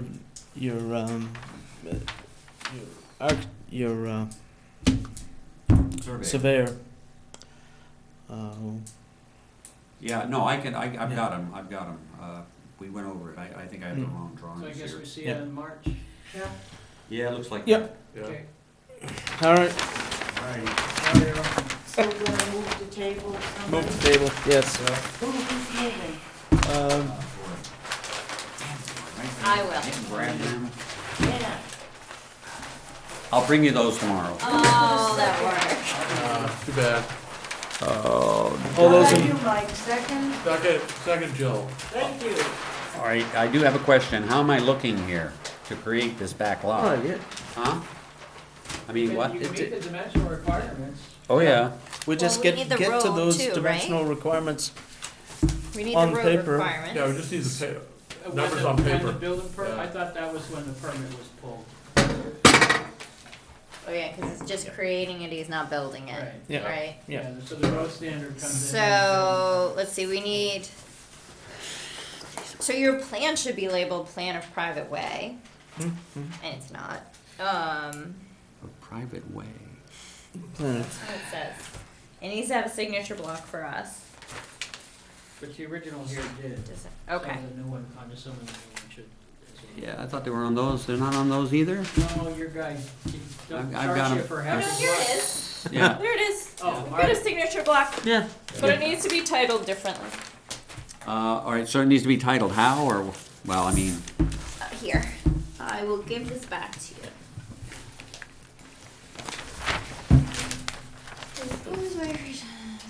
And it's gonna need to be recorded. Oh, yes. So we need a drainage plan, do we have that? it's on here. We need copies of the agenda. Street plan, a cross section, and the drainage plan. I think we have that. Yes, And your street- plan has to say these things. Street plan, you mean right away? For the private road. We just need a plan, it doesn't need to be built. Show it off. So is this Any under things. item 1, under B on page 3, a street plan? Yeah, That's under the additional standards for granting on backlot? Is that correct? Am I reading that wrong? more than one dwelling, 6A, No, I 1G. think you're right, I think it is a different. item. G, no, I think, no. 'Cause I don't see an A under additional So- standards either. Take this to your surveyor and just have him put this stuff on the map, so it needs to be titled this. These are just stupid things that he can add. It needs to specifically say these things in the notes. You will need a maintenance agreement, which is gonna stink. Well, how can he do a maintenance agreement We- if he has nobody to agree with yet, cause he hasn't actually sold the house that he's in that's on that first back lot? So if he has a maintenance agreement, it needs to be, when he sells it, it needs to be in with the deed. Yeah, he supplied a maintenance agreement Yep. package, but Yeah, Right, but it's for, like, Wisconsin. yeah, it's, yeah. Wisconsin, is that what you said? Yeah. It's the wrong state. Jan Janssen, Wisconsin. Wrong state, that's all. Yeah. Oh, no, we got that offline. I mean, Yeah. it's like, when I sell it, I will Yes. definitely say, you gotta take care of that, and I'll take care of the rest, or however. Yeah, we need a copy of your maintenance agreement. So I guess So in we the have fact it. that, I mean, is that, With my, I'm just trying to go with that, hasn't sold the house yet, he's not Sure. building on the back lot, so there's nobody else to sign the maintenance agreement with, how do you want? But as long as he has one to sign. Okay. You're probably gonna get Something that, written up. you're probably gonna have to get the front guy to sign it too, right? Yeah, I think so. Does the front guy, well, if the front guy doesn't use it, Well, somebody else is using Then the right back. of way too. across his land. so that, yeah, that would should be in the deed that he had signed, that would allow him to convey to his assigns and heirs as like any other easement. yeah, I can go back to my lawyer and get the same, he gave, me like I was said, we were talking about before, that little stretch there where his land goes over that, there's something to that effect. I'd like to see that. Yeah, I would too. It would, Just, I'm betting Especially it's in for the you. deed that you gave to that guy in the Yes. front lot. Yep. I'm betting you accepted and reserved it. So if you Yeah. look at Yeah. that deed, I'm guessing it's in there. His deed, I'm yeah. guessing, I hope it is. Oh, I'm sure it is, no, I'm positive of that. Yeah, yeah. But Yeah. we'd like to see it. Yeah, And, okay. I'll and have make to sure get that your deed Agreement. references it. Your deed should reference the right of way. Yeah, my deed, I'll have to ask him about that too, because I've never Right. received any other deed than, No, you wouldn't. It, not When even, you But- deed out when the you, next yeah. piece, it'll Yeah. be accepted from that as well. I'm sorry, what was that? It'll, When you deed out the next piece, you'll accept and reserve the lot, the right of way. passage And you'll also grant an easement over that front piece. Right, Yeah, right away. you assign it, and agreement. then you'll have a second description over someone else's property at that Yeah. point, where you will have a continuous easement. Yeah. So you'll need to get to the third lot. And, all right, so we wanna see the deed on the right of way, the maintenance agreement, and you don't want a Wisconsin maintenance agreement? I'd like to I have think one you could for just rework it. Yeah, Yeah, that's what I was hoping, It- yeah. Okay, It's not that big a deal. It's just that- because it says, well, actually, there will be three of us if we have to include, Hmm? Mr. Putnam in And you may not front have there. to, cause it looks like his driveway comes, Yeah, but it's across his land, so I would think Yeah, he should at least sign it. Whether he's using it or not, he has right to it. He has well, I right to guess use it. He has right to use it since it is his land. I don't know that he has an there's no, obligation to yeah, there's no maintain it. He doesn't requirement or know. obligation for him to be That may involved in the not be. maintenance of it, No, so. probably not. But it's um, across his land. So he still has the right to use it, that means they can't restrict him from using it, but they have to maintain it. Yep. So he shouldn't have to be part of the maintenance agreement, because he has no responsibility to the road other than ownership, right? But He's not involved in plowing or anything else, that may not be, but it is across his land. but that's what the easement's for, right? I'll get that from him. The If it's easement gives across them somebody's right land. to use it, and it's up to them to maintain it to the road standards and the ordinance, and he has no responsibility to be involved with that.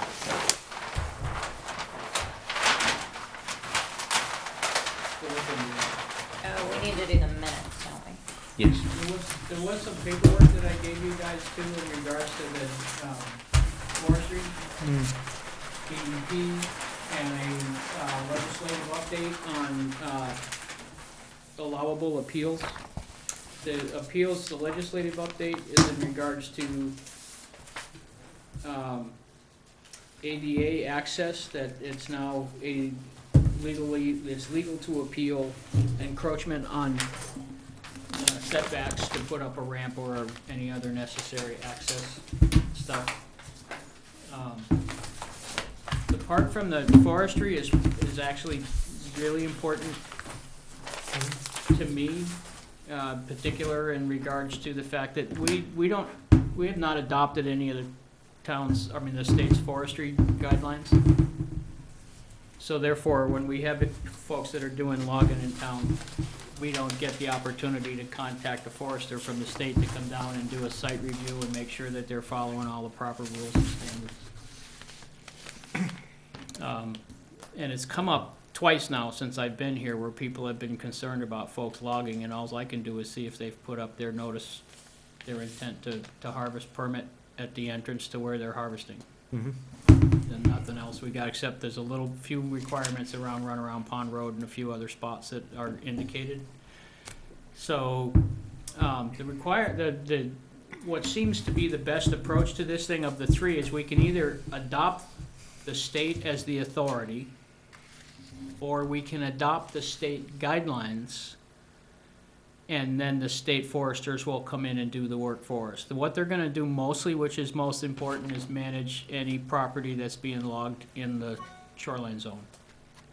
Particularly in the shoreline zone. They will mark it, they will monitor it, they will report on it, they will do all that part that's pretty critical. Does the state increase the shoreline zone No, if we go to this? no. No, this is just for them coming in and actually managing the logging in the shoreline zone. They've been having a lot of problems with local code enforcement being knowledgeable enough in the shoreline zone to sort of protect the buffer areas in both resource protection and shoreline properly and still allow folks to log their land. And it's been getting real problematic. So the state has sort of put this thing out that, you know, if you guys would adopt those rules and agree to go by the state guidelines in this, we'll actually come in and manage the shoreline zone for you. So as I read it, we've got three options. Yes, We've got passing it over to them entirely. yes, We've got a joint enforcement agreement, and then we've got we do our own thing. right, Which one are you recommending? the middle one. Why is that? Why are you recommending that over just turning it over entirely to the Maine Forest Service? Because it still allows the town to have some say-so about how these things develop in the future. We're not, they're assisting us rather than taking it over for us, so it still feels like we got some skin in the game. It also requires that they communicate through the codes office when stuff is going on and involve us in that process. It seems reasonable to me that that's a sort of a kind of a nice balanced way to work it. You know, it's not like we're just giving up to, you know, Big Brother State and they're gonna take over it, but we still have something in it. I would expect most communities would wanna stay involved in some measure. What changes is this going to require to our shoreline zoning ordinance? We don't have a shoreline zoning ordinance. We do don't. The Shoreline. town, that's the other thing, is the town refused to adopt the state shoreline zone, so we're under an imposition on shoreline zone by DEP.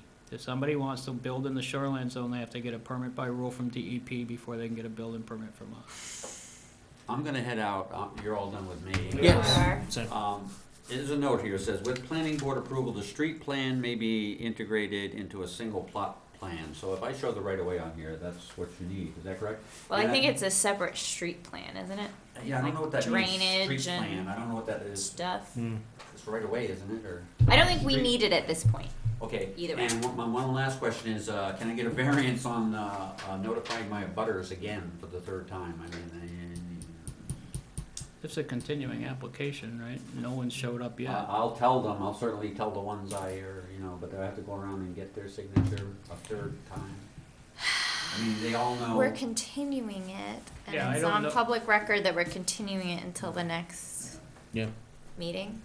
They all know, this last time I went to everybody face to face, and the time before that, I had to send 3 people the registered mail thing, so, I mean, It's you know. generally understood that if it's an ongoing, they've been notified the first time, Yeah. if they were here, they would be notified again of Yeah. additional meetings, that they're not required to notify every meeting. Where with Leclerc, where we failed to hear her application, she does need the notice Yeah. again. So I would think you don't have to, but that's just my opinion, they have to say so.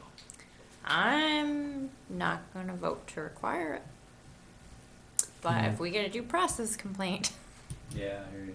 I don't see anything in the ordinance that requires it. I tell you what, I'll come back in a month, and you guys think about it, if it's a problem, I'll do it for the next month. Okay. we'll just Get you- keep going. Get you in by spring. Won't stick around anyway. Bring donuts. Mr. Crandall, better yet, we have an opening on the planning board. Thank you, no. Good night. Good night. Right. So your recommendation would require us to draft shoreline zoning, which we should do. Not for the logging part, no. Not for, We'd not have for to the adopt forestry part. standards. Pardon? We'd have to adopt standards, We adopt the right? state standards for logging in the shoreline zone. We don't have to adopt the DEP shoreline zone ordinance. Although we should, we don't have to do this. So we These simply are opt to separate- take Oh. the state standards. How has DEP not come after us to make us? There are 28 towns in Maine that did not adopt shoreline zone, and what it comes down to is that they impose it.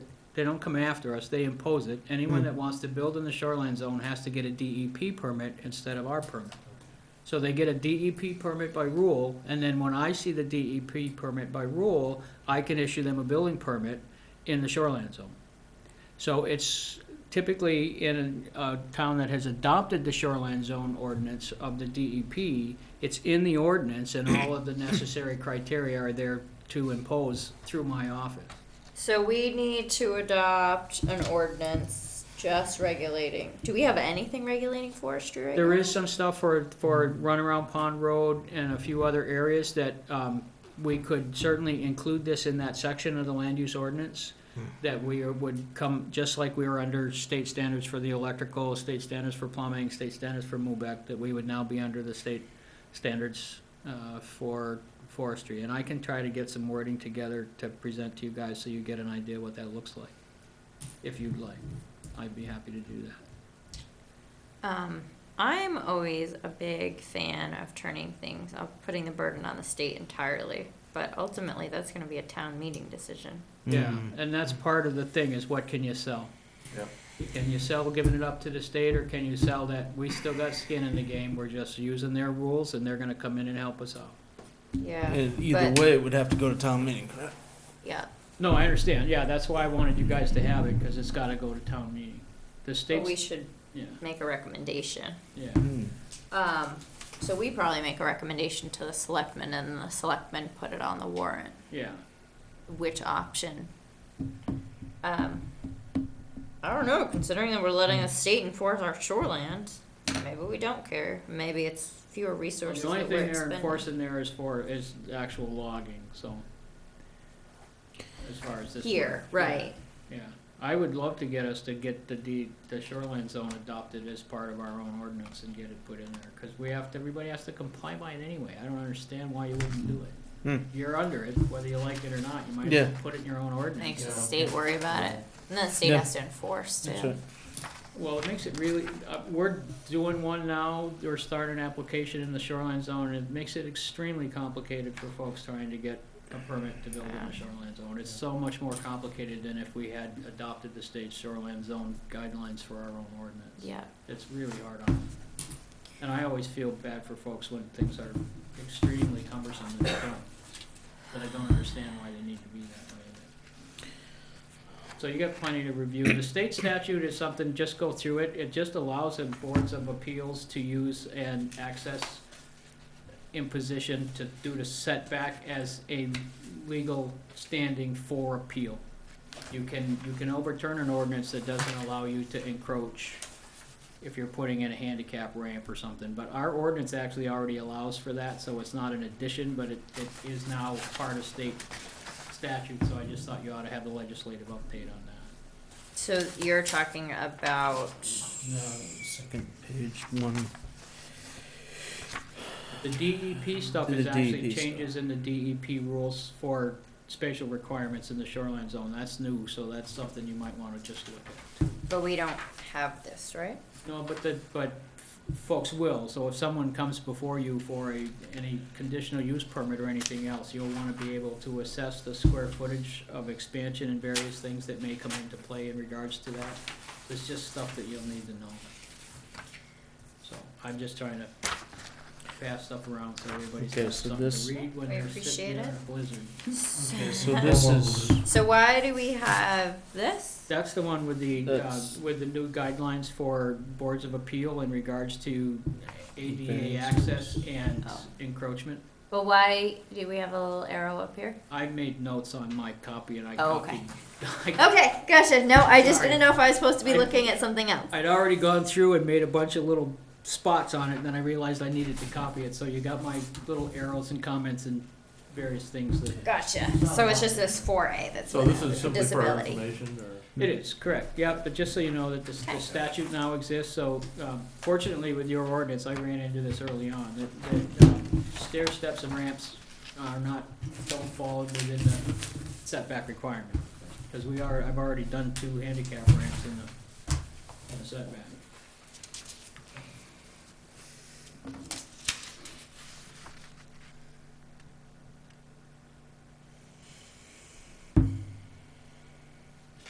I did have one other thing, if you've got any brain space.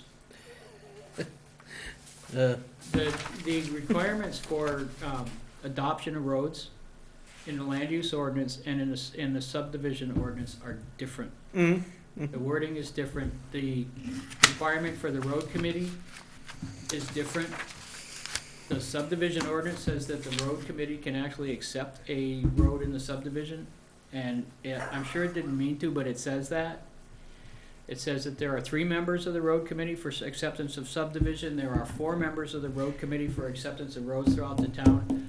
That's one thing I'd like to go before the board with the warrant coming up, to just make sure that the language in both of those sections is identical, because it should be. And state law requires that it has to go to legislative body. The road committee can't accept the road. Yeah. Can you bring us proposed language? That'd be great. Yep. Just give us And language. we'll recommend it to the selectmen. And Yep. And I may throw in a few pages more in there too. But we will be reading. How about that backlot ordinance? Sorry. Yeah. Well, yeah. Now that you say, Oh, no, we can do a trade. Let's get to it. Let's throw this down here. So, thanks, I know it's late.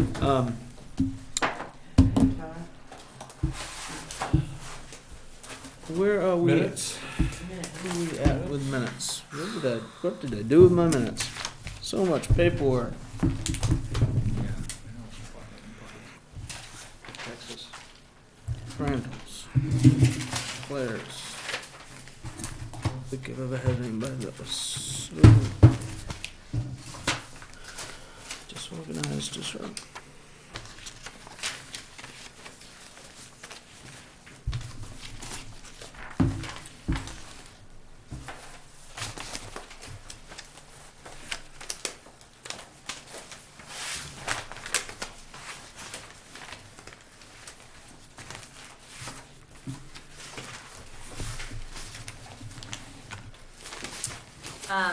In O, Jill, on page 4, Yes. I would rephrase that, so, so I'd say, and Toro Grosso moves to find it meets the noise standards, Yeah. and then I would put and moves, So you're gonna take out, and we can address Yeah. that was on the DVD. yeah, and moves that, How about further moves? sure, Okay. What was that? Which one? O, Oh. On page 4. and further moves that the permit be granted.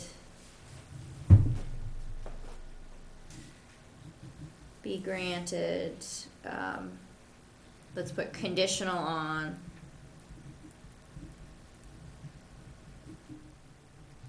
The permit is granted conditional on? that the permit be granted conditional on,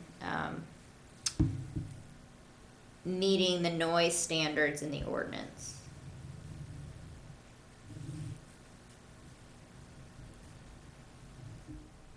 Meeting. Yeah, it's kind of wordy here. I just wanna make sure it's clear that these are conditions of granting the permit. Okay, because it's different from what you said on the DVD. Find it meets the noise standards and we can address the others. The condition, what's the condition?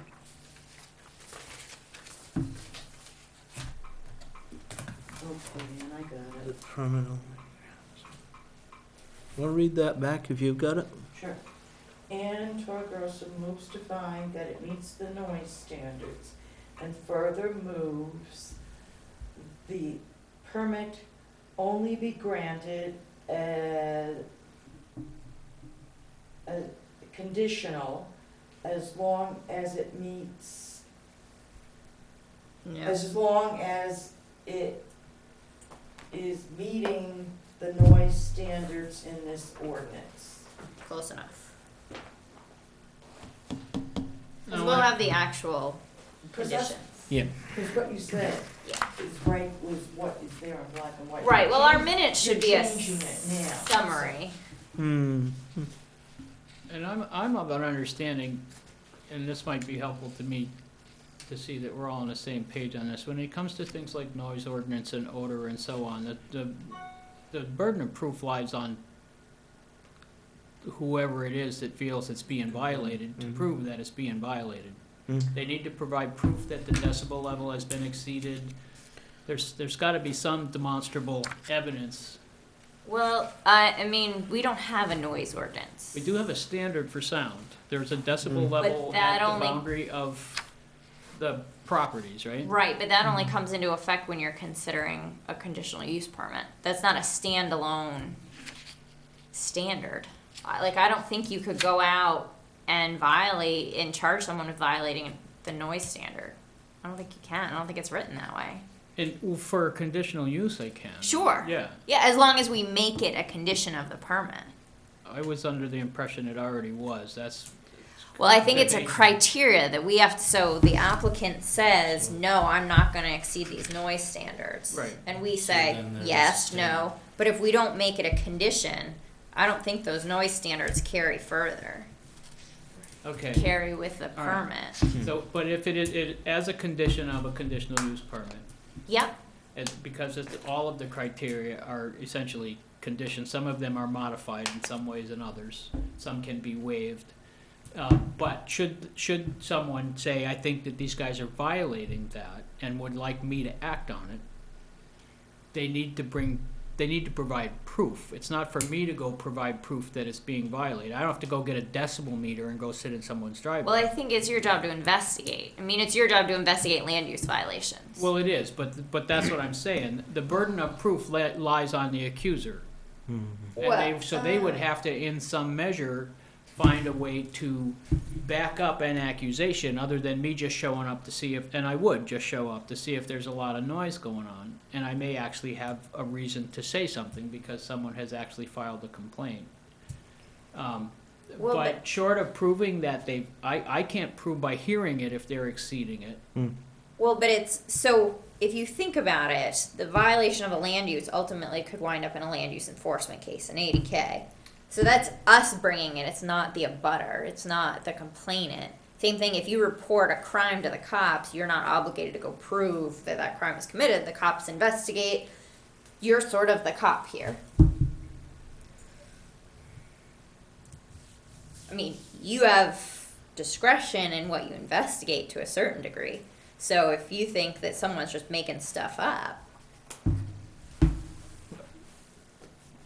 All right, I'd like to further that conversation. I want to think about it a little bit, because Yeah. typically it's not a situation that I have any legitimate way to prove unless I set a decibel meter somewhere. But if someone is a neighbor that has a, certified decibel meter and, can give me a credible, sure, well, you can rely on that. yeah, and say, this is what happened at 9 o'clock last night, and they start to document that sort of stuff, that's fine. But if someone just calls me up and says, hey, they're making too much noise, that's not a legitimate complaint to me.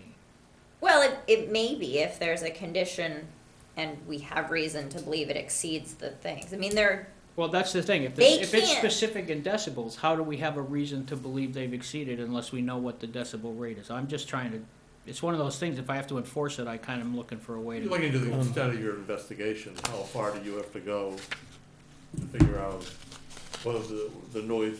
Well, the noise and Well, odor yeah, and stuff is threshold, all yeah. kind of like at the property line. Yeah. And, there's a bunch of stuff that's, Why don't we, do we want to approve these minutes and call the meeting adjourned, and we could talk about this all night? Oh, but I then got it's one still, other they item to but take then care it's of. They still shut a that public off. meeting. Yeah, okay, Yeah. I see. Just take it offline. For,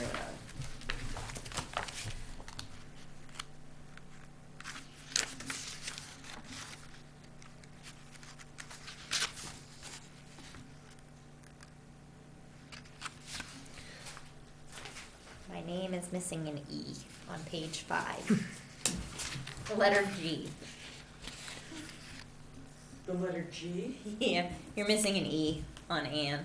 Oh, gee. On page 1, Robert Burnham stated in his existing garage, which has one life, it has one lift. I don't want to. It ain't that big a deal, but it has one lift in 2 bays. And only, it may have 2 lives. Yeah, absolutely. On the front, page 1, Yeah, towards the bottom. yeah. Yeah. Just change the E to a T. That ain't a big a deal. Yeah, spell check failed again. No, it's just. I knew what you were talking about, but Yeah. the garage does have one life, but there's one lift. We're getting close to 9. Yep. Do I hear a motion to? The only thing is that I would just reflect that Attorney Bockel, On what page you talking about? probably 2. I just want the minutes to reflect that she represented Mr. Sundberg. She was here on behalf of Mr. Sundberg. Oh, it doesn't. I think so. Complete Mi- copy. Page 1, Mike Sundberg, through his attorney Elizabeth Boppel, Okay. from Lambert, Oh, Coughlin, okay. and Portland, requested to be Yeah. heard, da-da-da-da-da-da-da. Done. That works. It covers it. Thank you. Sorry. Yep. All right. Yeah. I move to approve the January 7th, 2015 minutes with the changes discussed. Seconded. I second. Seconded. All those in favor? Do I hear another motion? Motion to adjourn. Move to adjourn. We want to do a chairman first? Oh, yeah. Oh, Oh. yeah. Chairman, vice chairman? We probably should. The other thing we need to do is, before we do. Well, next month Mindy should be back, as I told you this afternoon. Well, do we want to pick one of? Someone has to Vote make a on motion chairman. for who they would like to present as the new chairman to the board. And a motion to who they would like to submit as the new vice chairman to the board. Well, or you can act another month until you have a full board as full as we Yeah, have. you want to wait for Mindy? Matter to me. Was it gonna be a close vote? I don't know that anybody wants it. I understand that, More but. ducks in the pond, that's all. Yeah, we need more ducks. We do. You do. I've been trying to convince one of Mindy's neighbors to join us. But. All right, so I move to adjourn again. Okay. Second. Can we put that on the, go ahead, I'm sorry. Can we put Mike seconded that, Did- I guess? I did. Yeah. chairman and vice chairperson at the beginning of the